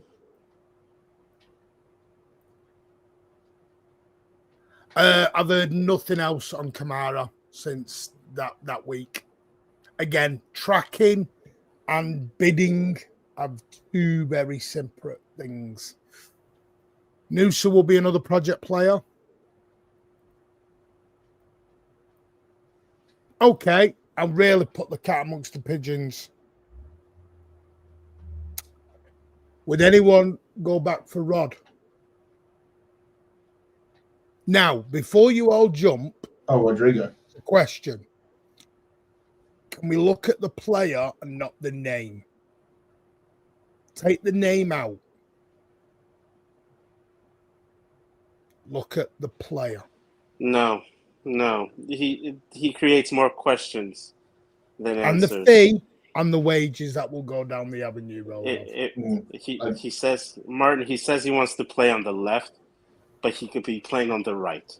If he's not going to be playing on the right because of how he presses and plays in the midfield, Pep will also play him in the midfield or potentially use him as a Bernardo role. No. Too many questions that other guys are going to be looking over their shoulder. He's 24? It's going to be a big move. He's going to be expecting to start. I like the kid. I don't like how he's handled the situation at Madrid. I know there may be stuff that we're not privy to, but we don't need that in a transition with young players and guys that are trying to solidify themselves. Build some harmony. Don't bring in more chaos with questions just because Pep may like the guy or the player versus the name. I'll pass. I will pass on him and I'll live with that decision. Yeah. Put a cheeky bid in for Palmer. What, 150 mil? Yeah. Daniel, I agree, mate. I mean, the thought and on paper of Rodrigo sounds amazing, but when you look at, how much he's going to cost, what his salary is going to be, you're going to be in a situation of like Liverpool with Wirtz and Isak at the moment. It's like they have to play because of what you paid for him. And that doesn't guarantee your success immediately, does it? So, yes, there is a good player there, but like, I wouldn't even like the conversation of Rodrigo coming, even if Doku had come into his own like he has for the start of the season so far. I'm not really on with it as much as I was, say, 12 months ago. But the Rodrigo thing, to me, it screams PSG. And even then, I'd still say that would be a PSG before they want to screams Chelsea. Yeah, Chelsea's a shout too, but it actually, come to think of it, probably wouldn't scream PSG now since Luis Enrique came in there. But if this was happening 2 or 3 years ago, 100%. I wouldn't be surprised if you saw him in a PSG Jordan shirt in January. Yeah, I would not. I agree with that. 2 years ago, PSG wrapped talking about. What about our neighbors? I could see them do it. No, because I've got a feeling they're going to go all in for Balabi, in Jam. Have you seen the World Cup qualifications? Because have you noticed, Balaba's down tools at Brighton, which is Yeah, another trait. United is all over Belabor. There's a trait of a player that bugs the shit out of me, and this is why I always look. I know everyone does all this. I want to look at a player. So when there's links to other clubs, I want to see, does the player just get his head down and play, or does the bottom lip come out and he starts pouting? Baleba has shown me a characteristic in him I do not like. This pouting and bottom lip that has come out from him since he even got called out by the Brighton manager for this. I get you want to go to United, but put the effort in and then sort it out in Jan. Don't do this. That worries me about a player, because if they can do it at one club, they'll do it at another club. He's been getting called. He's been getting called out by his national team. Because isn't he Cameroonian? Just double check. Yeah, he is. Yeah. So I was in a space and they were watching. I think it was Cameroon versus DRC or the Congo, and and they lost. And they were like talking about Baleba, like that can't be a player that Manchester United won. For whatever reason, he's just falling off of a cliff, even performance-wise. And I don't know. That to me, that's a concern. The player has a right to be upset, but you still have to perform. Well, I'm just looking now. He's got 11 appearances in the Premier League. He's only played 650 minutes, and he's not been injured. Do you know he's completed 190 minutes all season? So he's only played two-thirds of a season so far. Played 69 minutes Fulham, half against Everton, 60 minutes against us. He was on the bench for Bournemouth, played 24, 45 minutes against Tottenham, 67 against Chelsea, 45 minutes against Wolves, 71. He's not playing hardly. The guy's fallen off a cliff. Which sorry, pout, I get. You want to go to United. I get it, but like I said, show a bit of willing and then sort it out later. Don't shit on the club you're at. I think he's ruining his legacy. I mean, another thing, why the frig he's trying to run to United, I don't know. I don't know. Going to remind you all, Sabio cleared Rodrigo when they played the same league. He did. I think Savinho deserves another season. You've seen it with Doku. Some players just take longer. It is what it is. Not Baleba, not pro attitude at all. Yeah. Doesn't United? Yes, they do. Badly. They badly want him. I saw several posts that United are going for Elliot Anderson. Yes, they want Elliot Anderson as well. Elliot Anderson wants to go back to Newcastle, though, apparently. Apparently, he's that's where he'd like to go back to. Whether Newcastle can get to that kind of a fee, I think we'll have to see. Dashmesh, thank you for the 30, mate. Big up yourself. I am going to stick the link in, so if you do want to come on, have you say, you are more than welcome. Please be respectful. Don't need a camera, but just make sure you've got a good microphone and decent connection. Yeah, you don't have to be on camera. Just make sure you've got a good microphone. So basically anything except for Martin's Virgin Wi-Fi. Hey, not wrong with my Wi-Fi, cheeky sod. Sorry, blame it on your Storm Cassandra. Yeah. The Rodrigo thing is much bigger. Is a much bigger question side him because we'll have to leave Sabino again. You see, Bob, I'm going to be honest with Bob. As much as I'd love him to do it, just I'm not sure. I'm not sure with Bob. I want him to. I want him to be every success at Manchester City. Because I love the kid, but I'm just not sure. I'm not sure he will be.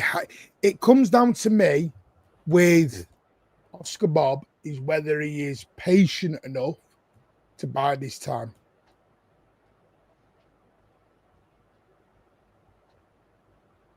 That's my only concern on Bob. And I hope he is. Because how old's Bob now? Oscar Bob is... He's 22. He'll be 23. 23 in July. And this season, he has played in... He's played he's made 8 Premier League appearances. 450... Oh, why am I getting a pop-up? But yeah, 90 minutes against Wolves. Start of the season, he was flying. 3 minutes against United. On the bench against Arsenal. 28 minutes against Burnley off the bench. 76 away at Brentford, he started. 31 minutes, he started against Villa. And then he wasn't in the squad against Bournemouth. And he was left on the bench for Liverpool. Oh, God, Alan's here. Here comes trouble. Good evening, Dashmash. How are you? Hi, Martin. Hi, everyone. Dashmash, how are you, mate? Dash, how are you doing? Dashmash. Yeah, good. Long time since I've been here. Yeah, it is a long time. Yeah. How are you, All Martin? good. Well, I will be pleasant to our guest. The old man down in the middle can just bide his turn for a sec. Oh, Bide your turn, old man. All right. Dashmesh, what would you like to speak about, mate? Did you give Dave his breakfast in bed? Like anything. Like I didn't had anything specific in mind.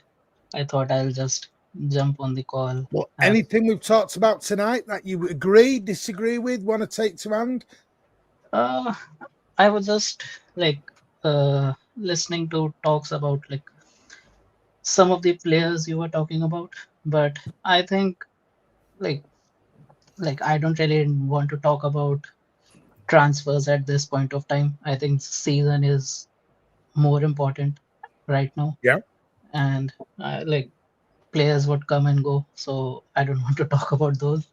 But yeah, in terms of season, I think I did underestimate our season a little bit. I think the new players have gelled much better. How I was thinking that it would take a bit more time, and like the playing style which Pep has changed, like it's suiting the new players, and we have much better energy and enthusiasm in the team. So I think that is a very positive change this season, and I did not expect Liverpool to have like the kind of season which we had last year, like having such a bad form. And I think that would continue for them as well, which continued for us, I think, for 15 games or so. So I think we have a really good chance to fight for the title this season, which I was, to be honest, not expecting this season. But positively, we are in a title race, I would say. And yeah, good times coming soon. Yeah. Okay. No, I like that. Alan, anything? Good evening, mate. How are you? Very good, thank you very much, mate. I've just come in from a meeting, so got my suit off. A meeting? From a meeting with a client. Oh, I thought you said for me. I've taken my suit off and now I'm Yes. at my desk at home. So all good. I was listening to you when I was on the tram coming back from the city. I was listening to your show and I agreed and disagreed with a few things. What did you? He was telling everybody on the tram too. This guy's shit. If you can hear what I'm listening to right now, you'd think he was shit. Well, I had these on, so no one could hear. Trafford will leave, no question, for his own sake. He needs to be playing.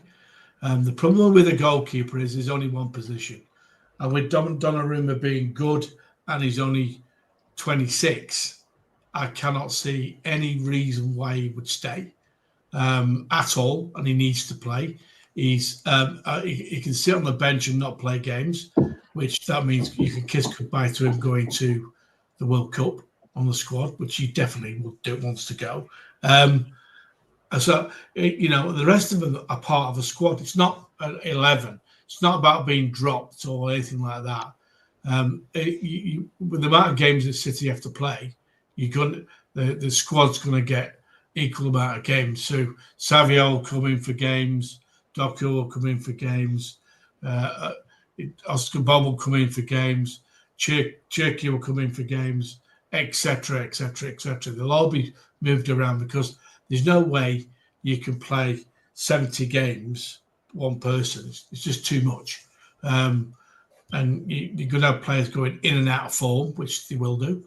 And you've got to protect certain people like Rodri. You've got to protect them. Thank God that Nico G is come up to speed now in playing in that position. He's done brilliant this year, and Pep's really, sorted his game out and coached him well enough for us not to worry about Rodri playing or not playing, because he can come back and take his time doing that now. There's certain areas where I think we could do with strengthening. Right full back, I still think we need to buy one, and it's a toss up who you will go and get. Now, if you want a wide player, I do like that guy from, we just mentioned him before, from Norway, the left winger. I think he's very good, and he's scored a cracking goal the other night. So we'll see. We've got to find players that are going to make us better, better than what we've got. And I'm quite happy at the moment. They're doing well. They're playing with some confidence. We're defending a lot better than we did at the start of the season. That's for certain. I do think that come next summer, certain players will move on as they're getting either too old or they want to change. We'll just have to wait and see. But overall, I'm fairly happy. That was fairly positive for you, Alan. Yeah, well, I just think that, I feel for Trafford because he's at that age now where he needs to be playing first team football and fighting for one spot. He can't play outfield and play another position like other players can. So he needs to look after number one, which is himself. Okay. No, I agree.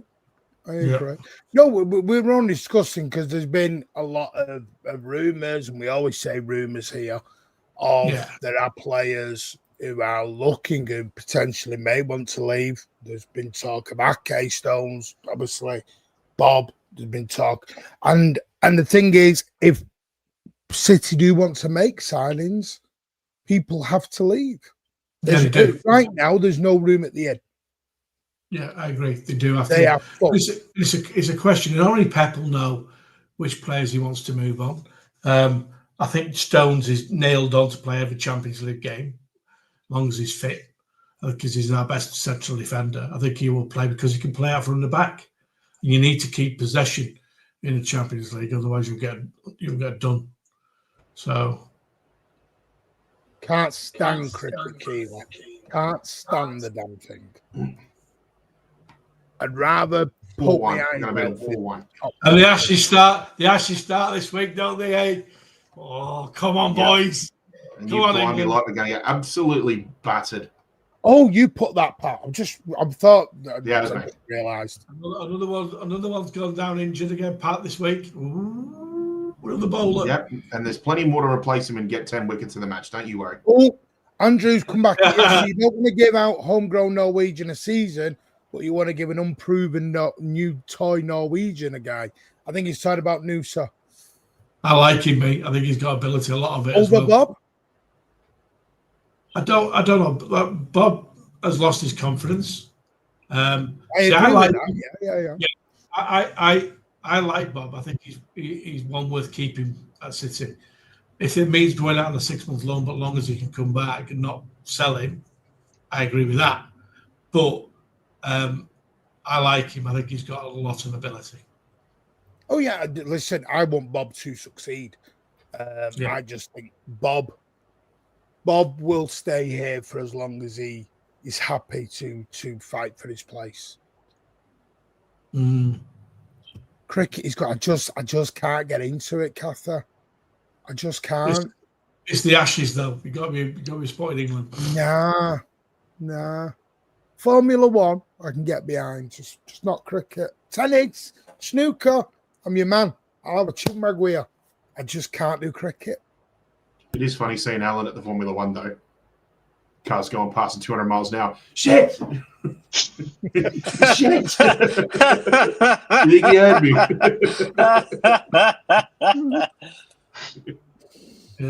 Yeah. No, I mean, well, I'm going to ask this because this is what we're going to go into this week. Obviously, no more international breaks now. So March, that is it. Is it foot down on the accelerator now? All 4 comps are up for trial. This is it now. We're playing every 3 days for God knows how long. Yep. Foot down, pressure on Arsenal. Pressure on Arsenal is every chance we could be top of the league by the new year. I really hope we put some pressure on them. I really do.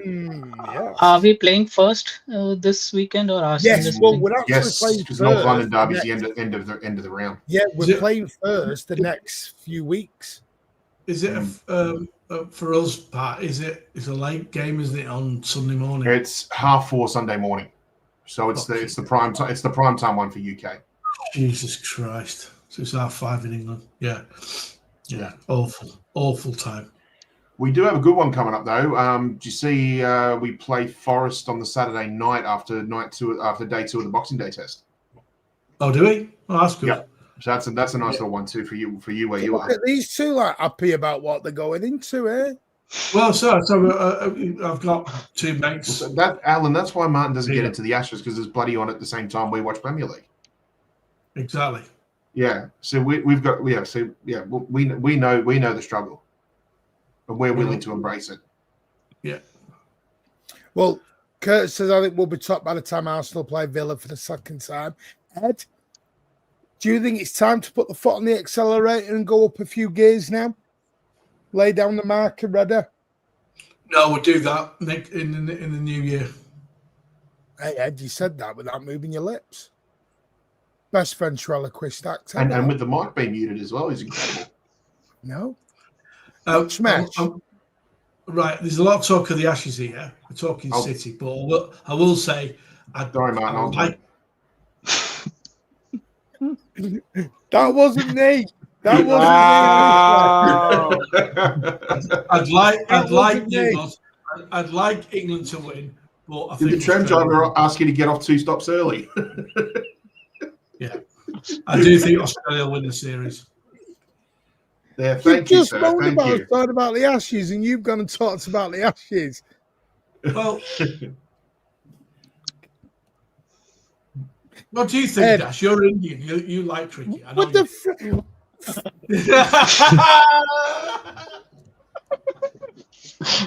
What you say, Martin? What I what? Do you know what? Do you know what? I don't know how. I don't think I've asked Ash how much of a cricket fan he is, but like, if there's one series that like would be great to be an Indian, would be the Ashes, because you're neutral in it in a way, depending on like how you may have grown up watching cricket, but you're neutral in it, but you know you're watching the pinnacle of cricket, basically. Yeah, like in my I would say 5 to 10 years ago, I was more into cricket than football. Like in last 10 years, I have same. dedicated my time and effort more towards watching football more and more rather than watching cricket. But yeah, I watch all the popular games going around, like the popular series, the Women's World Cup, which just went, which India won. So great stuff. Yeah, they did. Congrats. Yeah, well done. Yeah. Well done. Yeah. So Ashes is starting. So I would be watching some of it as well. So I don't really follow each and every game, but yeah, here and there. Yeah. No worries. Martin, in the words of Liam Gallagher, as you were. Come on. What was your question, Martin? Is it time for City to put the foot on the accelerator now? No international break till March. Every 3 days, quarterfinals of 1 cup, 4 points behind. Yeah, I mean, I don't know about accelerator. I think you still want to wait until January for that one, but I think you want to put on a run still. I'm not going to say accelerator just yet, but I'm saying you want to continue on this run we have Coward. And you put on the accelerator in January. That's when I say we put on the accelerator. Here's the thing, Martin. Is because I think the league phase of the Champions League sort of changes things compared to group stages in a big way, I think, now. But if we are optimistic enough, and if I'm assuming we're going to beat Leverkusen, I think we'll beat them comfortably. But if we're able to get 3 points against Real Madrid away in December, do you think that takes a lot of pressure off just the January fixtures? Yes. You could look at Bodo Glimt, and I think we'll beat them. But I mean, if you're talking about playing at minus 16 temperatures, that's even the most trained Norwegian striker is still going to struggle in those conditions. And then Galatasaray at home, I'd like to think even with a weaker squad, we can still get the job done there too. So Galatasaray is going to be the harder of the two. Oh, don't get me wrong, I agree with you, Dan. But the thing is just I would like to think that mathematically, if we were to go ahead and get these next two games, get 3 points, 6 points from these next two matches, you don't even have to really I wouldn't say you consider them as a dead rubber, but even if we don't quite perform in January for those two fixtures, because we maybe in effect put our eggs in a basket, starting the FA Cup, hopefully the semi-finals, the Carabao Cup is around the same time as well. We could sort of just, maybe take our foot off the gas a little bit for match day 7 and 8 for the Champions League. Does it help we're playing first to put the pressure on Arsenal? Yeah, I'm just looking at the next 2 or 3 games, we are all before Arsenal. Our next 3, in fact, we're all before Arsenal. And I guess next 2 are more important because I think next 2 for Arsenal are Tottenham and Chelsea. So I think Chelsea's a weird one though, Dutch. It's just it's like Arsenal will either beat them 5-0 or Chelsea will win 2-1. There's no sort of in between. You don't know what you're going to get with Chelsea. And same thing with Tottenham. Like they can give like a very good game to Arsenal, or they can lose very easily as well. So I think it's the same, and both of them are like rival matches, derbies. So I think both of them can go anywhere. Like any team can win both of those matches, and I think Chelsea is coming into a little bit of a form. So I think is anyone worried of Chelsea? Is anyone actually concerned on Chelsea? Or have they gone under the radar? No, man. One game they're shit. One game they're good. Yeah, not worried in terms of fighting for the title. They've proven in the World Club Cup on their day they can beat anybody. Yeah. And that includes us as well. On their day they can beat us. But are they consistent over a 38-game league season? That's questionable. Well, they're only 2 points behind us. Well, that's what I mean. We're only early, though. It's only 11 games gone, isn't it? Let's be honest. Jesus, I forget with the early bit. No, but I agree with Alan on that point. Like, I think Chelsea will get top 4. I don't think over 38 games they're going to keep up with the pace. Because think about it, Martin. I don't know how many games more we're going to lose. We've got Burnley away next, guys. If we lose at Newcastle and they beat Burnley, they're above us. And then they play Arsenal. Yeah, but we can't say we're in a title race and then dismiss Chelsea out of it. No, they are in a title race at this time, but they won't be in a title race in February, March, I think, but we would be. So I think that's the difference, which Ed is also talking about, that True. They might be 2 points behind at this point, but they won't be 2 points behind in February or March. They would be maybe 8-10 points behind us. So to be honest with you, Martin, I don't usually look at the league table till Christmas and then go from there. Why did you have us fucking 5th then at the start of the season? Because I didn't think. that. And this was anticipating that Trafford would be our number 1. Fuck off. Britannia. Where's Conway when you need him? Yeah. Cry God for Harry England and St. George. And right now, this is your commercial break, sponsored by Real Britannia. Yorkshire tea. Tea for the Sponsored by UKIP. Sorry, go on, Alan. I just don't think we should be looking at it till Christmas time, because it's very, very early, for fuck's sake. No, by the way, can I just, Phoenix, I'm so sorry to read this, mate. Dark times, my best friend dad died on Saturday. Now my grandma's in hospital with a stroke. Life is so strange and sad. Looking forward to Saturday. Yeah, man. Hearts go out to you, mate. Hearts go out. I hope everything gets better for you, Phoenix. Hey, man, Phoenix, talk to somebody if you need to, mate. Yes. Don't Don't keep that to yourself. Don't suffer in silence. Yep. Yeah, man. don't suffer in silence, mate. We're always there. Even if it's just to come and have a laugh or whatever, we're here for you, mate. Always. DC says she's not looking at the table till April. Jesus. Come on, DC. Late. That's a bit late, DC. Even I'm doing that a bit late. February. That's when I think I'll look at it. Yeah. You know when you're all looking at it? That's more like Why look at the table? Why are you going to rest your mug? Do you know why you're all lying? I'm going to call every single one of you liars right now. Oh, here we go. Despite the fact that I didn't say anything. No. I'm going to call you all out right now. If Manchester City were currently 7th, 10 points behind Arsenal, not one of you go, not looking at the table till Jam. Every single one of you sat here and go, we're out in the title race. I didn't look at the table in 2020 when we were 13th. Am I right and am I wrong? And I'm going to see you. I'm calling Danielle out because he looks at the table season. every week. I've never looked at a table this early in the season. Attest to Danielle looking at the table every week. We are New Year FC. Alan, look at me in the camera. Look at me dead in the camera. I know you're working at the minute, mate, and I appreciate giving up your time. Look at me dead in the camera. If City were 10 points off Arsenal right now and we're about 8th, would you say it's only 11 games, or would you say City are out of the title race? Only 11 games. Liar. You will be slated in the club. You will be slated in the club at this exact moment. You will be slating the club right now. Thank you. Fucking Swales in. You'd be like fucking Swales in. We're fucking shit. What's Saxon Sinatra doing? Back here. There's only one Frank Sinatra. It's not looking at the table bullshit because people are. What you're doing, you're looking at, because I know what people are doing. Some are edging. And pause, I don't mean that in the way you're thinking. You're edging your bets. Daniele said it a long time ago. Some people are hedging themselves at the minute. And what they're doing is they're going, well, if I don't put the expectation on it, I can't having the piss ripped out of me later on. So what I'll do is I'll err on the side of caution and just say, well, we're kind of rebuilding. We're rebuilding still. We're in a transition period.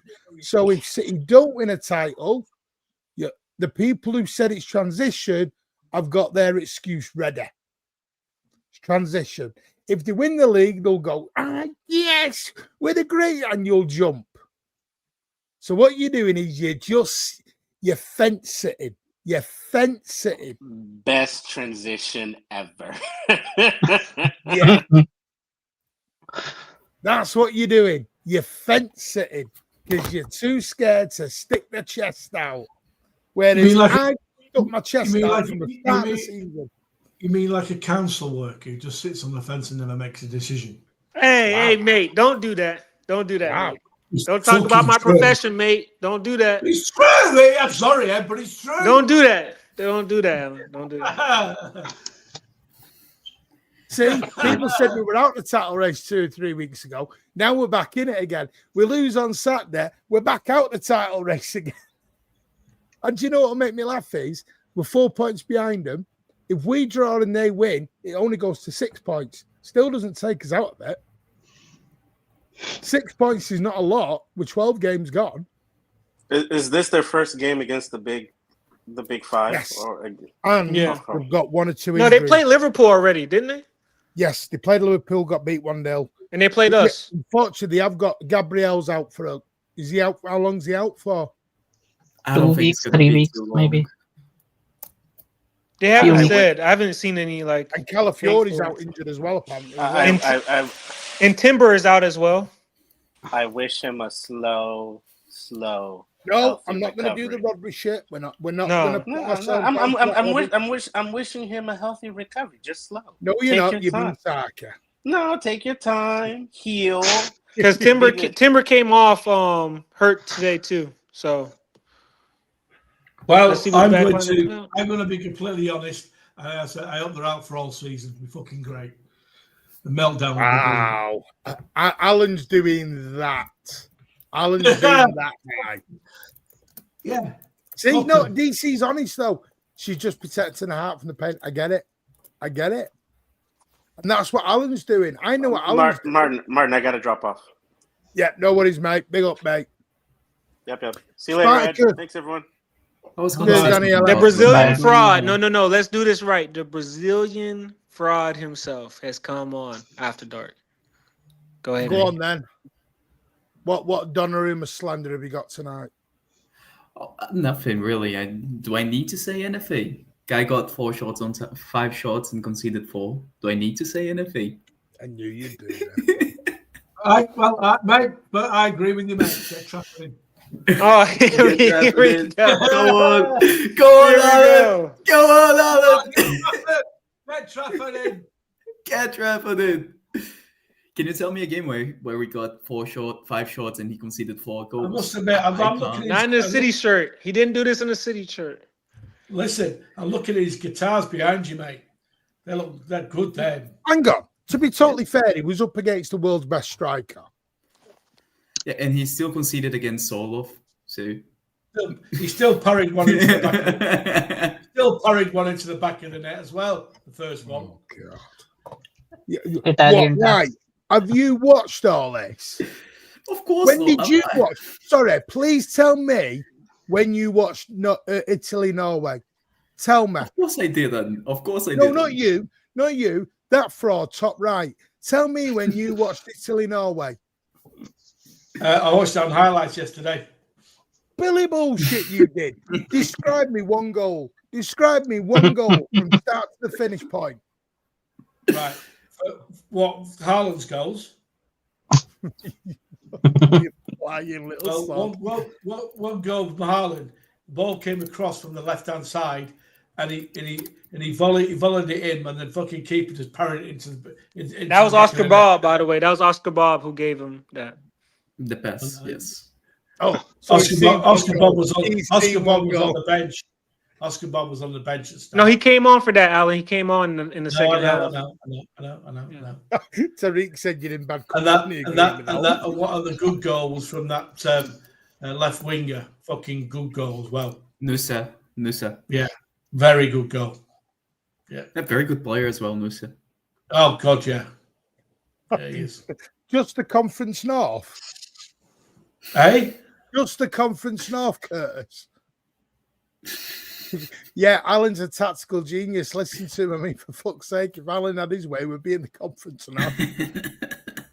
More like fifth tier Lancashire That's Sunday. too high. Oh, look, the fraud's here. Fraud's here. By the way, you've not told me what the subject is for Blue Pill, Red Pill tomorrow, you fraud. what? Don Talking Hussain, about he's himself. fraud. He'd not told me what he is. Do you want the Alan, link? he's not about your medication, daily medication. The link's pinned Martin. to the top, Hussam, if you want to join. If Is this- Donnarumma was named Donino, Spartacus would be positive. Got a good point, mate. Oh, don't do that about the Brazilians. Oh, they You went there. heard me on the. They You went heard me there. with Brazilians. You heard me with Brazilians. Doesn't help a single bit. Fraud. Now, is How it can you true? Is judge it players, true? Alan? You need to do the eye test, and you can only do a proper eye test if you're in the ground, and you never are. Wow, why they coming at you like that in the chat, Alan? Why they coming Curtis. at you? Whoa. Mate, it's all right. It's all right. When it shoes on the other foot, I get told off for having to go at the chat. So, do you know what I mean? I have Yeah, to, but they're I have to- cooking you tonight, so it's all right. No, it's not Igal versus Martin's version. No, it's not. Me and Igal are fine. Stop being a fraud, you. Wait, Martin, can we go back a little bit? By the way, come in the Who lines actually- then now, Hussam. Come in the lines then now. Let's see how big your peanuts are now, sunshine. Have you actually said that Arsenal can win the Champions League? No. Don't talk fucking stupid. No, I think they can. No, What was going actually, there? no, genuinely, I think they can with their defense. Yeah, because Yeah, 'cause I think defensively is what wins you a Champions League. You don't need to be the best to win the Champions League. I've had this debate with so many people. You need to be the best to win the Premier League. You don't need to be the best. All you need to be in the Champions League is be the best on the night. It's a cup competition. If they lose UEFA Declan Rice, they lose about 75% of their goals because they have no corner taker. Who's that? Declan Rice. He's the one that takes the corners. It's not even about his quality because I don't rate him particularly highly. I just think if they don't have a corner taker, they lose about 70% of their goals. I think Arsenal are a top side. They've got a top squad now. There's no question about it, and they potentially can win the. I think got a good squad because now they're saying they've got a load of injuries, Alan. Yeah, but we had a lot of injuries last year. Look what happened to us. No one gave us that excuse last Here's season. the difference. Arsenal have the ingredients, but they don't have the Michelin star chef to cook it like we do. Yeah, we've got Pat. That's why I love you, Pat. That's why I love you, Pat, because that is an amazing analogy. Yeah. See, this is what happens when you have shows on at a respectable time of the day here. Yeah, I can actually offer decent input. Anyway, I'm going back to my normally. By the way, Blues Down Under. This will be Pat. So I nearly fell out my chair. No, he usually has his mic down here and he does this. Yeah. When he's on a respectable day, he's alive and awake. Martin, when are you going to give back the paintings that you stole from the Louvre?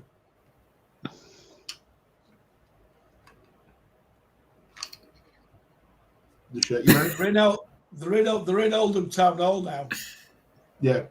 Alan, can we when are you stop? going to give the paintings back? Please. Anyway, he needs overtime at the moment. He needs the 1 for 5 stops so he can get drunk and have a rest. Who get drunk? Me. I don't drink. I can get drunk. Oh, that'd be me. No, I've already told work. Expect to see call sometime in the next 30 days. Possibly. Genuinely, I do think Arsenal could win. Listen, Arsenal are a very good team, and I'm totally with Pat. I don't have an issue with the squad. I don't have an issue with the players. I have major question marks on Arteta. That's just me, and I will keep saying it. I'll pose you a question then. Are they good defensively because they have about 8 to 10 people defending at once, or are they actually good defensively? They're good defensively. You can't have the defensive record they've had for 4 years and then go, it's a fluke. I don't think it's a fluke. I just think that they put too many bodies back instead of in this course they're attacking the power. They have the best centre-back partnership in the world. Even I can say that. I'm not going to lie on that. Yeah. I don't rate Gabriel that highly. Go on, Dash Mash. I was just about to say that, like, when you said that the players are fine, it's just the manager, I would say the players are a bit of an issue as well, because never have they won any trophy when it comes to the final, the crunch game or the crunch time. Like, even the players haven't delivered at that time. Like, they have played well a lot of times. I think previously they've not had the squad. I think previously they've not had the squad to win it, the league, right? Or the Champions League. So when they get certain injuries in certain positions, they really struggle. But I think this year they have. This year they have like the best squad till now, but still they were in positions where they could have won trophies, but they didn't. And it was not just because of the manager. I said, they don't have the players to call upon in previous years. This year they have. Yes, better players, but even they haven't done it yet. So until they do it, I would still say they are not perfect. So. The best thing for us, if they don't win the league this year, Arteta will get the sack, which means it'll take another 5 or 6 years to start again, which would be great. I mean, if the squad is good, if they sack the manager and get a proper one, they should get better. Yeah, but it doesn't happen straight away, mate, because it changes things. Any manager changes things. Everyone. And they do. Yeah. Do you know what I mean? It's all right saying it's all right saying that the Liverpool manager won the league in his first year. So did Pellegrini, but he was playing with Klopp's squad, and Pellegrini played with Mancini's squad. Yes. I just don't rate Arsenal squad as highly as people do. For example, I think our centre-back partnership is better. I don't rate Gabriel as highly as Josko, and I don't rate Saliba as highly as Ruben. No, I would say Arsenal's centre back pairing is right now the best in the league. So I would agree to that. Yeah. Oh, Bevo with you. Sorry, I totally missed this, mate. Thank you with the 199. Big up yourself, Bevo. Alan off to the beach, flip flopping right there. I think he's talking about when I had you earlier on Toast. Yeah, no. Alan thinks even our beaches are shit. Right, I think David makes a great point here. Ireland's played every 90 minutes, every 3 days for 4 matches in a row. Would anyone give Haaland a bit of a rest now and give Mamouche a go? Who do we play after Newcastle? Leeds at home. Oh, give him a rest. Give him a rest. Is Haaland going to want to rest Leeds at home, though? It's Leeds. No. Yeah. He was born in Leeds. I'm not sure. I think if he was going to rest any game in the next 2 weeks, I think Leverkusen. I was thinking Leverkusen. I would like to see Haaland play Leverkusen because I'm coming for the match. So. Good man. That's not fair. Yeah. What's that? Dash Mesh is coming to more games than Alan this year. Hello, lad. That's not difficult. Not coming from Ireland, though, mate. It ain't far, is it? Oh, are you doxing Dash Mesh now? He's doxing you here. You're from here. I know, it's all right. It's fine. It's fine. Absolutely fine. Alan, when you come over, we'll go for a curry, I promise you, in the shake hand. Right, good lad. Good luck. Promise you. Good luck just trying to find somewhere that doesn't think it's shit. Jake as I remember, it's not shit. Hey, Vader's coming over soon as well. Is he? I'll be over in January. DC's coming over in December, Jan. So, yeah. Like I said, we'll get a little get-together. We'll go and have a few bevies. Alan, when you coming over? May the 1st. Oh, I'm going away then. Well, never mind. Never mind. No, I genuinely, I go away every May, don't I? End of May. It's May half term, you see, isn't it? Yeah, I'll be there at the beginning of May, the beginning of May, and then I'll come fly back here. Arsenal signing Fluke in the jam window. Who? Get your coat, Blue Heart. Get your coat. See, I did send Hussain and he's bottled out. Alan enjoying kangaroo curry in Oz. Wow. It'll be Vindaloo at the Sheer Car. Do you do that? Do you actually do kangaroo curry? I mean, you can. Doesn't mean you should. You can do a lot of things. Kangaroo is a bit niche. You might have it once every few weeks or months or so. It's a bit gamey. It's good to eat. It's good to eat if you're on a mad health kick, like if you're trying to eat like up your protein intake and things like that. I'm on a mad health kick, but do I look like I'm eating bloody kangaroo? No, but you still look like you're stealing artworks. From the Louvre. Have you noticed, Alan? Nice Looking very slept. I'm surprised the intro wasn't the Pink Panther thing. Oh, just while you're all on, I would just let everyone just know this, by the way, what's coming up this week. Blues Down Under. It's going to be on Wednesday this week. Main Road Moment. Can we, me, Rich and Patrick, we can just talk about the Ashes. Fuck it. No, you're doing Main Road Moments, apparently. It's going to be a Main Road Memories, yeah. We're talking about the Ashes. And then on Wednesday night, that's on Wednesday at 10 a.m. And then on Wednesday night at 11 p.m., City are back. Stateside Blues is back. So, yeah, loads coming up. And just to give you an update on the prediction table, Alan is rock bottom. What a surprise. Just to show that Alan's rock bottom. So that's 10 a.m. Wednesday and then 11 p.m. Wednesday. And then it's going to be an Ashes stream. It's going to be an Ashes stream. It won't be because I'm on it. I've been invited on because it's Main Road Memories and I've been told I must come on to have a chat with Macca. What I've been told. And Macca will be on? And then Friday, I assume Martin, you two will be in your element for that one. And then Friday, we're going to do the live Newcastle preview, just preview of. We'll do the press conferences, countdown, and what's been said, and we'll do the full preview Friday night with Baz and the gang. So yeah, that'll be fun. On there, so loads coming up on the channel all week. Still not finished there. Next topic, gentlemen. What do you want to talk about now? Sure, show. It's after dark. Yeah, I've said that we're going to win the league by 15 points, but apparently I'm happy clapping. So what guys think about that? Yeah, that's even happy clapping. That's for me. too much. Yeah, even that's happy clapping for me. 15 points. Spartacus, do you walk down the street everywhere in downtown Sao Paulo, wherever you are, just like this all the time on those happy people? Even I can't go 15 points. I think Arsenal are going to crumble after this week. Just a little update on the North Stand extension. Sorry, the Lord. There is a meeting now that is going to be on the 18th and the 19th.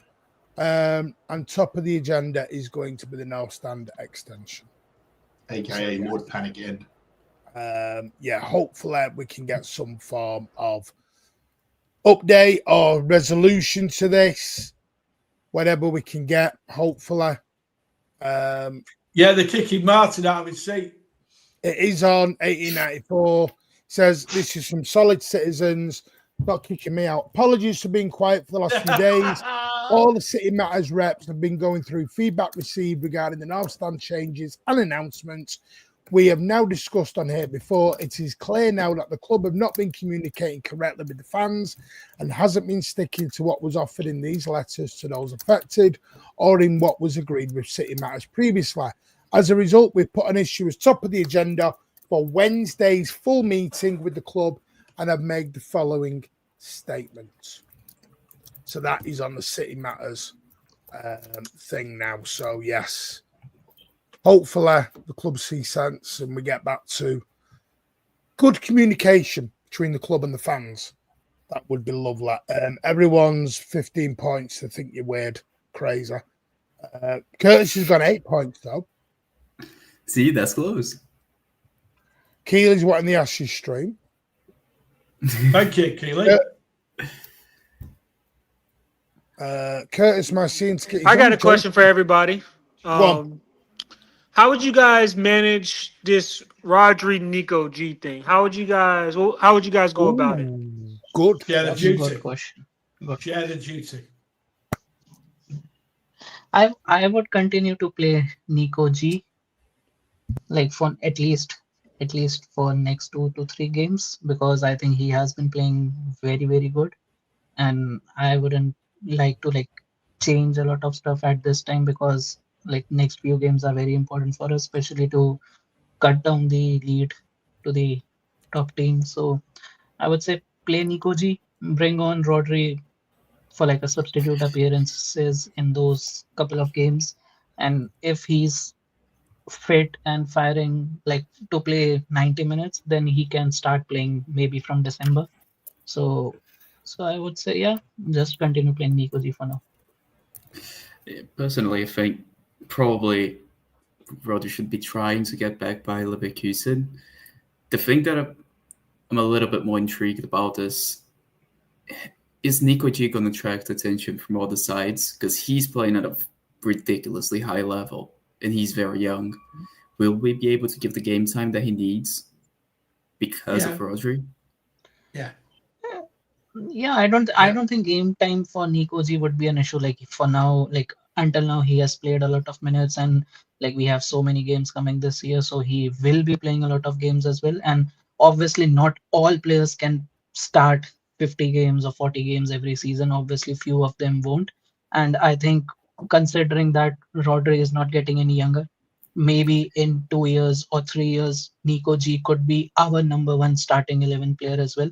If he's not right now, he would definitely be in maybe 3 years if Rodri stays and he signs a new contract. So I don't think Nico G is an issue in terms of minutes. It's not like Haaland or Alvarez from the past, that Haaland used to play every game and Alvarez didn't get any game time at all. So I would say, I wouldn't say playing time should be an issue with Nico G.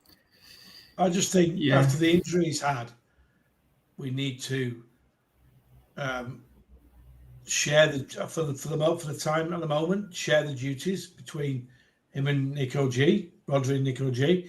I don't think you can do what you did with Rodri like you did last time and just play him every game. With that injury that he's had, you're asking for it if you do that.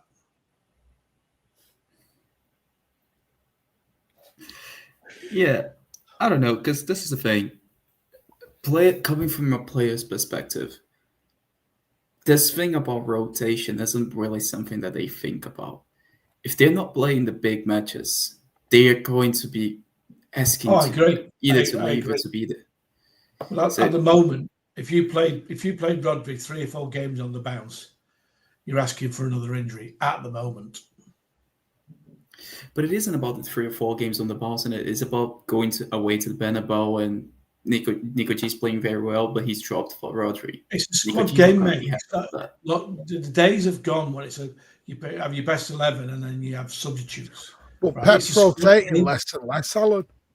I know it is. It's like I'm overrated Bellingham, which he is massively overrated. Yeah. Oh yeah, he is. Get off that horse. Get off No, that he horse. is overrated. He's Like, that's- overrated. I agree. Yeah, I he's would agree. overrated as hell. Massively overrated. And they go on as if he's some sort of fucking superstar because he's on the Instagram and he's playing for Real Madrid and he walks around Billy Big Bollocks because he is. Fuck me. He's a done worse nothing. version than Scott He has McTominay. Nothing. He's not won anything. What has he won? Ever? Shit. He's just a worse version of Scott McTominay. That's all there is to it. Yeah. Yeah. I totally agree with it. Scott McTominay went to. I he smell went an to- agenda. Oh yeah, I have an agenda on Bellingham. It's That's too not. far I'm now, gonna man. be. Oh, mate, at least You don't have to Scott smell McTominay went somewhere else and got his head down and proved himself to everybody. We did. And I hold my hands up and say, well done. Syria Player of the Year, isn't it? Well, mate, I hold my hands up. Well done. Superb. He's answered a lot of questions to United fans. A lot of questions. Maybe the problem is United. He's a perfect reflection of it. It was the club, not him. Completely Quite a right. few players. Completely right. Long may it continue. Yep. You know And what's it's, funny? Even Anthony's doing well at Betis now, so maybe it's the club. well, I'll put money on Proves this that, mate. club. Proves that. Yeah. You know, at the end of the day, Bellingham was good when he was at Dortmund, which he was, but now he's walking around like he owns the fucking place, and that is bad.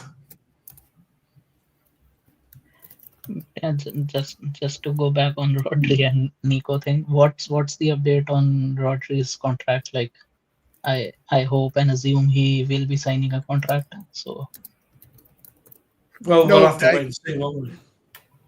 I mean, for me, listen, I don't want to. I know everyone started this war when Rodri's back. What about Nico J? It is what it is. Rodri's the number one guy. We know this. Nico G knows this. You're not trying to commit Rodri to a new 4-year deal and make him one of the highest paid earners in the damn club because the guy's a backup to anybody. Yes, it is very nice that you have got a great player in Nico G now who can do his back. It takes away that worry from the fans and from Pep's perspective. And there'll be times and there'll be games when they're going to have to play together. I keep saying it, Anfield away, Real Madrid away, whatever, Allianz Arena potentially away, where you need to do that more stubborn midfield. But if there was a Champions League final and Rodri's fit, 99% of people are picking Rodri. And I'm sorry, that's the same way with Mamouche, if you want him to play as a backup to Haaland. Whether you like it, you can go through every team in the world. Mbappe's their number one. That guy's their number one left winger. He's their number one midfielder. That's the way it is in the world. It's And nice to have a good squad. This is my thing for me. I don't like doing the best 11 stuff because we're trying to build a squad. We're trying to get back to a squad level. That's good enough. And I'm going to say it again, if a player knows he's out of joint because he's not playing in certain games, tough titty, said the kid, there's the exit door. The badge is bigger than any name on the back. If you want to demand game time, then I'm sorry, you got to have earned it. And when I mean earn it is, you do performances like Erling Haaland, like Rodri has, like things have, like Donnarumma has. I'm exactly the same as I am with Trafford, as I am with Bob, as I am with everyone. Earn it. Once you earn it, great. Nico G at the minute has earned his spot. Does Rodri deserve to come back in straight away? No. But when Rodri does come back in and he performs, that's his place again. Nico G's got to fight back. Surely that makes it better for Manchester City. Surely it does. That we're all fighting. Surely, I always remember Edison remember when Edison had Zach Steffen as his backup? And he was like, because he kind of knew no matter what I do here, Zach Steffen ain't getting in ahead of me. Because I'm going to be blunt as shit. Rodri knew no matter what I did, Calvin Phillips ain't getting in ahead of me. Why? Because Calvin wasn't good enough. That didn't as soon as really Ortega appeared, Edison upped his game. Because then it was a real fight. And that's what I want to have. Let's fight for these spots, guys. Let's fight for them. I'm sorry if a player's ego gets put out of joint. The name on the front is Manchester City, not insert player's name here, FC. So we're not Holland FC. Yeah, and it's great. We have a very good depth in terms of like attacking midfielders, like number 10 or like right wing. We have great competition now. I think Cherky and Foden have been like both of them have been great so far this season, and I think because they know that most of the time they won't be playing together. Like they will play together some of the games, but most of the games either one would start and other won't. So both are very active. Yeah. Foden's been playing a deep line, number 8 in the middle now. He's in the middle rather than that wide. And how much is it? And how much so good. He's so good. Well, the changing system with him there looks very good because he hasn't got to compete with KDB anymore. He can play in the centre now. So he's kind of competing with Reinders, but he started well, but he hasn't been great for the last month or two. But like if Reinders starts to play well again, but yeah, I don't think it's so. A squad game. It's a squad game. I think Foden is going to play more to the left side and Reinders more on the right. I don't think they're going to compete with each other. Not in terms of positioning on the field, but in terms of like position in the starting 11, I was mentioning more because like obviously we can't play Foden, Reinders, Cherky, Bernardo, and maybe Savinio or maybe another player. We can't play all of them together. So someone will miss out. It might be Reinders, it might be and that's Foden, how we won the treble, Dash Smash. No, I agree. I agree. Everyone was rowing. Yeah, I'm with you. Everyone was rowing in one direction. Nobody's ego was going above anyone else. No one was giving it the big one. I deserve this. Yes, I get some players a bit, I'm not playing. I get it. Raheem Sterling, when he came to the end of his City career, knows how to join. We all remember the Fulham game when he was on the bench and his bottom lip was out like bloody Billy O. That is at the end of the day, you want to be at a top club. That's how top clubs are. If you want to guarantee games every week, with due respect, and I mean this with every respect, go to Fulham. Go to Bournemouth. Go to Burnley. Don't come and play facts and then moan about it, guys. Look at the spoiled Bat Bellingham. Fucking hell, throwing his toys out of the car. Coming off. And that's why I said earlier, Alan, I had an issue with Bellingham.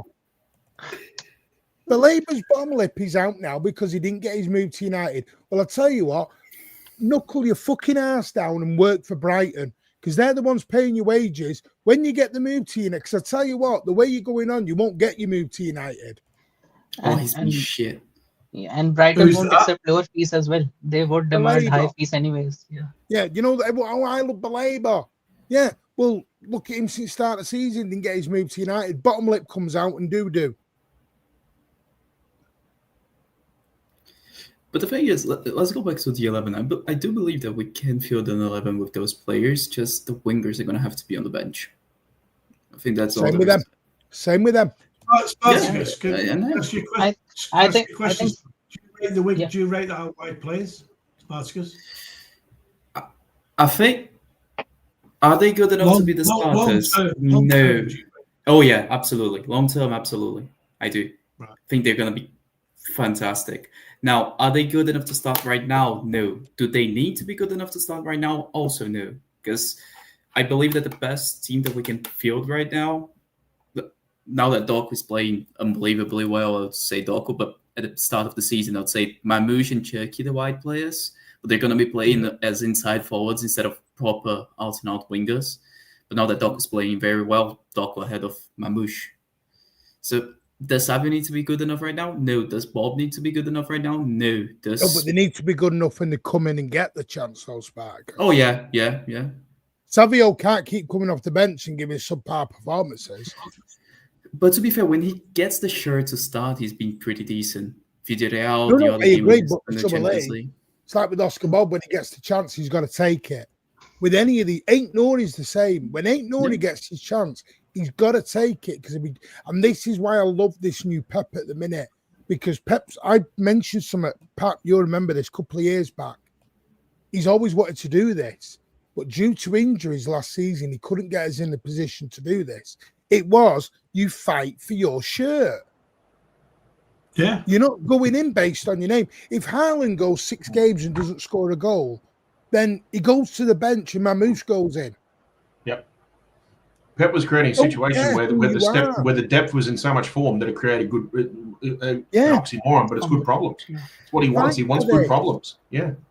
Currently, I think every player we have I was spoiled for choice because, And how good has Nico O'Reilly been? Like, he has been so great. Like brilliant. I don't care about Nori right now. Like, I just want Nico G proved me wrong, and that's what I want. Listen, any player that I criticize in an analytical way, prove me wrong. I want you to prove me wrong. Make me look stupid. Make me look stupid. When Alan keeps going on about Nunes being a tram driver, Nunes has turned around and made Alan look a right pillock by putting in the performance after performance after performance. And now even Alan's going, you know what? He's proving me wrong at the minute. I can't moan. He is. That's fine. And that's all you can ask. Got a good brain for a fucking tram driver. You know, I'm still gonna call him a tram driver because it's a nickname. Spot on this. When it's cutthroat like this, you have to grasp your chance. Manchester City had one bad season, and then everyone thought, "Oh, this is the way Manchester City is going to be for the next 10 years." Bollocks. We have one bad season, we come back with a vengeance. Why? Because of the way the club is built, the way the club is stuck, the way the club is generated, the way that the ethos of the football club is win. But Martin, would you say that the players have not taken the chance when they got it? Because I do believe that every player that we had that had over 3 games are actually performing very well. This season. No, I don't think they all have taken it. No, Savinho hasn't. I don't think Rico Lewis has taken it at all. No, I say the players who had over 3 games. So but Rico you can't get get 2.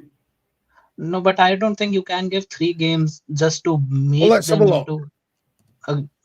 into form. Like, we have such players in, like, other players in good forms. We can't give 3 games to every player to get them into the team. We'll go through them. Right. Oscar Bob. 12 appearances. No. He had how many appearances? 12 appearances, 662 minutes. 12. Okay, Come off the bench, he eh? definitely hasn't. He definitely hasn't. No, I'm going on the minutes, Alan, not appearances minutes. He did not at all. Right. See, I don't think Oscar, he's fully grasped the chance.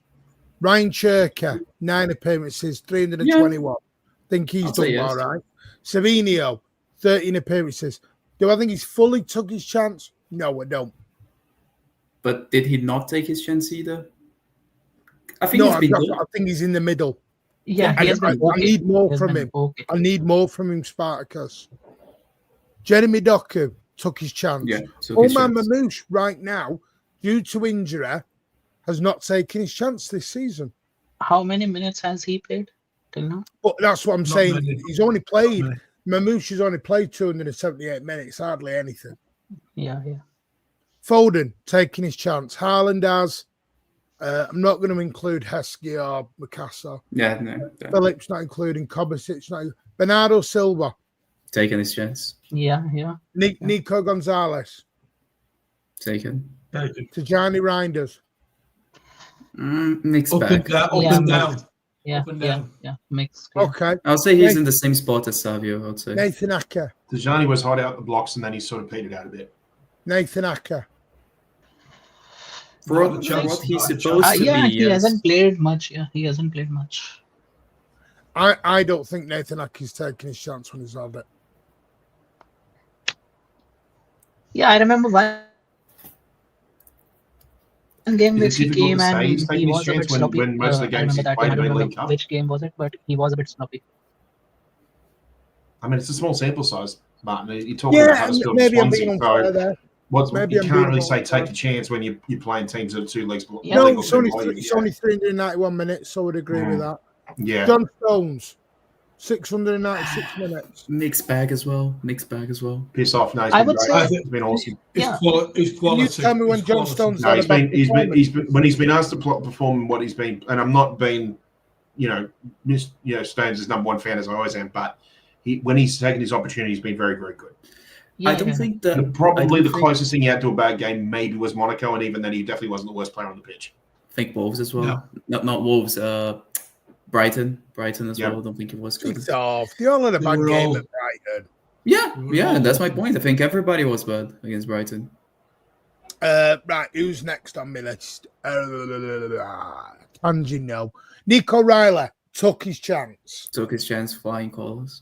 And Kushyanov, still a bit unfair, 381 minutes, so I don't really want to throw him in. But I would say that the times that he played at right back, he was good. So Nunes I took his personally, chance. I in the like derby, Arsenal. he was great in the derby. I'm going to shock you on Rico in a minute, by the way, because you think he's hardly played. Wait for this. no, I think he played well in the Champions League. Right, Rico Lewis has had more minutes this season than Kushyanov and Nathan Acker. Yep. Yeah. Yeah, I'm not surprised. I always Not feel like taking Rico was starting at least started every Champions League game. Martin, I don't. So I don't think that I adds agree up to a with good you on amount that of one. minutes. Yeah. I think he was very good against Villarreal. I think he was very good in the opening day of the season. Bad against Brighton, but again, everybody was, so neither here or there. The other games, I just don't have anything good or bad No, to we say haven't. about him. We've not lost any of the games in the Champions League he started. You were doing league only. Injured? Yeah, no, that's fair. I'm trying to, the ones who've been injured, I'm trying to take out of this a little. See, ain't nor it, I can't judge at the minute because he's been injured. Yeah. No, Martin, but I would say with Nori, he started first 2-3 games and he wasn't good in first 2-3 games as well. I thought he was good against disagree, Tottenham until though. he got. I think he was No, good I- against Tottenham no, until he I got don't think injured. no, he was decent, but he hadn't have any good games. I would say he have had okay games, but I don't think he has had. No, I any agree good with that, games. and that's Yeah. what I agree with that. I do agree with that. I think Wolves he was very good. Tottenham he got injured in. Brighton he played injured, which I Yeah, we was can't hoping really Pep judge would have them. learned that after last season. Jesus, Like if it's just that he like if I have to say has he taken a chance or not, I would say not. Like if I have to say one Okay, no, that's out fair. of those two. Yeah. Ruben Diaz, I think's turned Taking his everything chance. around. Taking his chance, absolutely. Yeah. Vardio, I think's fine. And then obviously, the one person I don't think took his chance, you're not going to like this, Alan, and maybe it's a bit unfair. I don't think Trafford took his chance fuller. Oh, I disagree. I disagree completely. I would say he had one good game, one poor game. I think the mistake he made. Donnarumma still punched one in the back of the fucking net, hasn't he?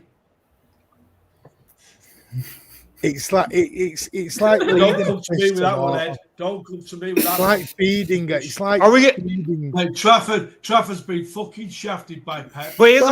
Didn't you guys tell me that Trafford is a ball playing keeper? Yep. Alan, and his best attribute, he was very good. Didn't you tell me that? But Donnarumma can catch. Fucking hell. Well, Spartacus would tell you the MO on Donnarumma that he can't catch. That's one of his weaknesses. No, I said that he's inconsistent. Just punched in the back of his own fucking net. Oh, I said he was inconsistent. It's like you didn't say he was weak on corners. This is like bobbing for apples and coming up with 3 apples in your mouth. Whoa, you're on mute, Pat. Whoa, let's calm down. Down. He's on the phone. Are you on the phone too, Pat? Share the conversation with us. Can't hear it. Is she female? I think he's playing Britannia. He's playing Britannia. Oh, right. I was going to say, is DC gone? DC's gone out the comments. On the phone. Start. No, Americans do that. English do that. Anyway, right. So, yeah, I don't think this. I think the ones who've not taken their chance are the ones sat on the bench. Wait, did Rico Lewis take his chance? No. Yeah. Sat on the bench. I would say he was good against. He was good at UCL. Yeah, because he hasn't. He was good at UCL. When he plays in mid, hang on. He's a bit niche at the moment, isn't he? Yeah. Like Champions League only. John Stones is the same. When he plays I think he has been same as Savio. Plays a fullback now. Nah, don't put Rico the same as Savio. Savio got man of the matches in games. Matches. Yeah, I think he got both.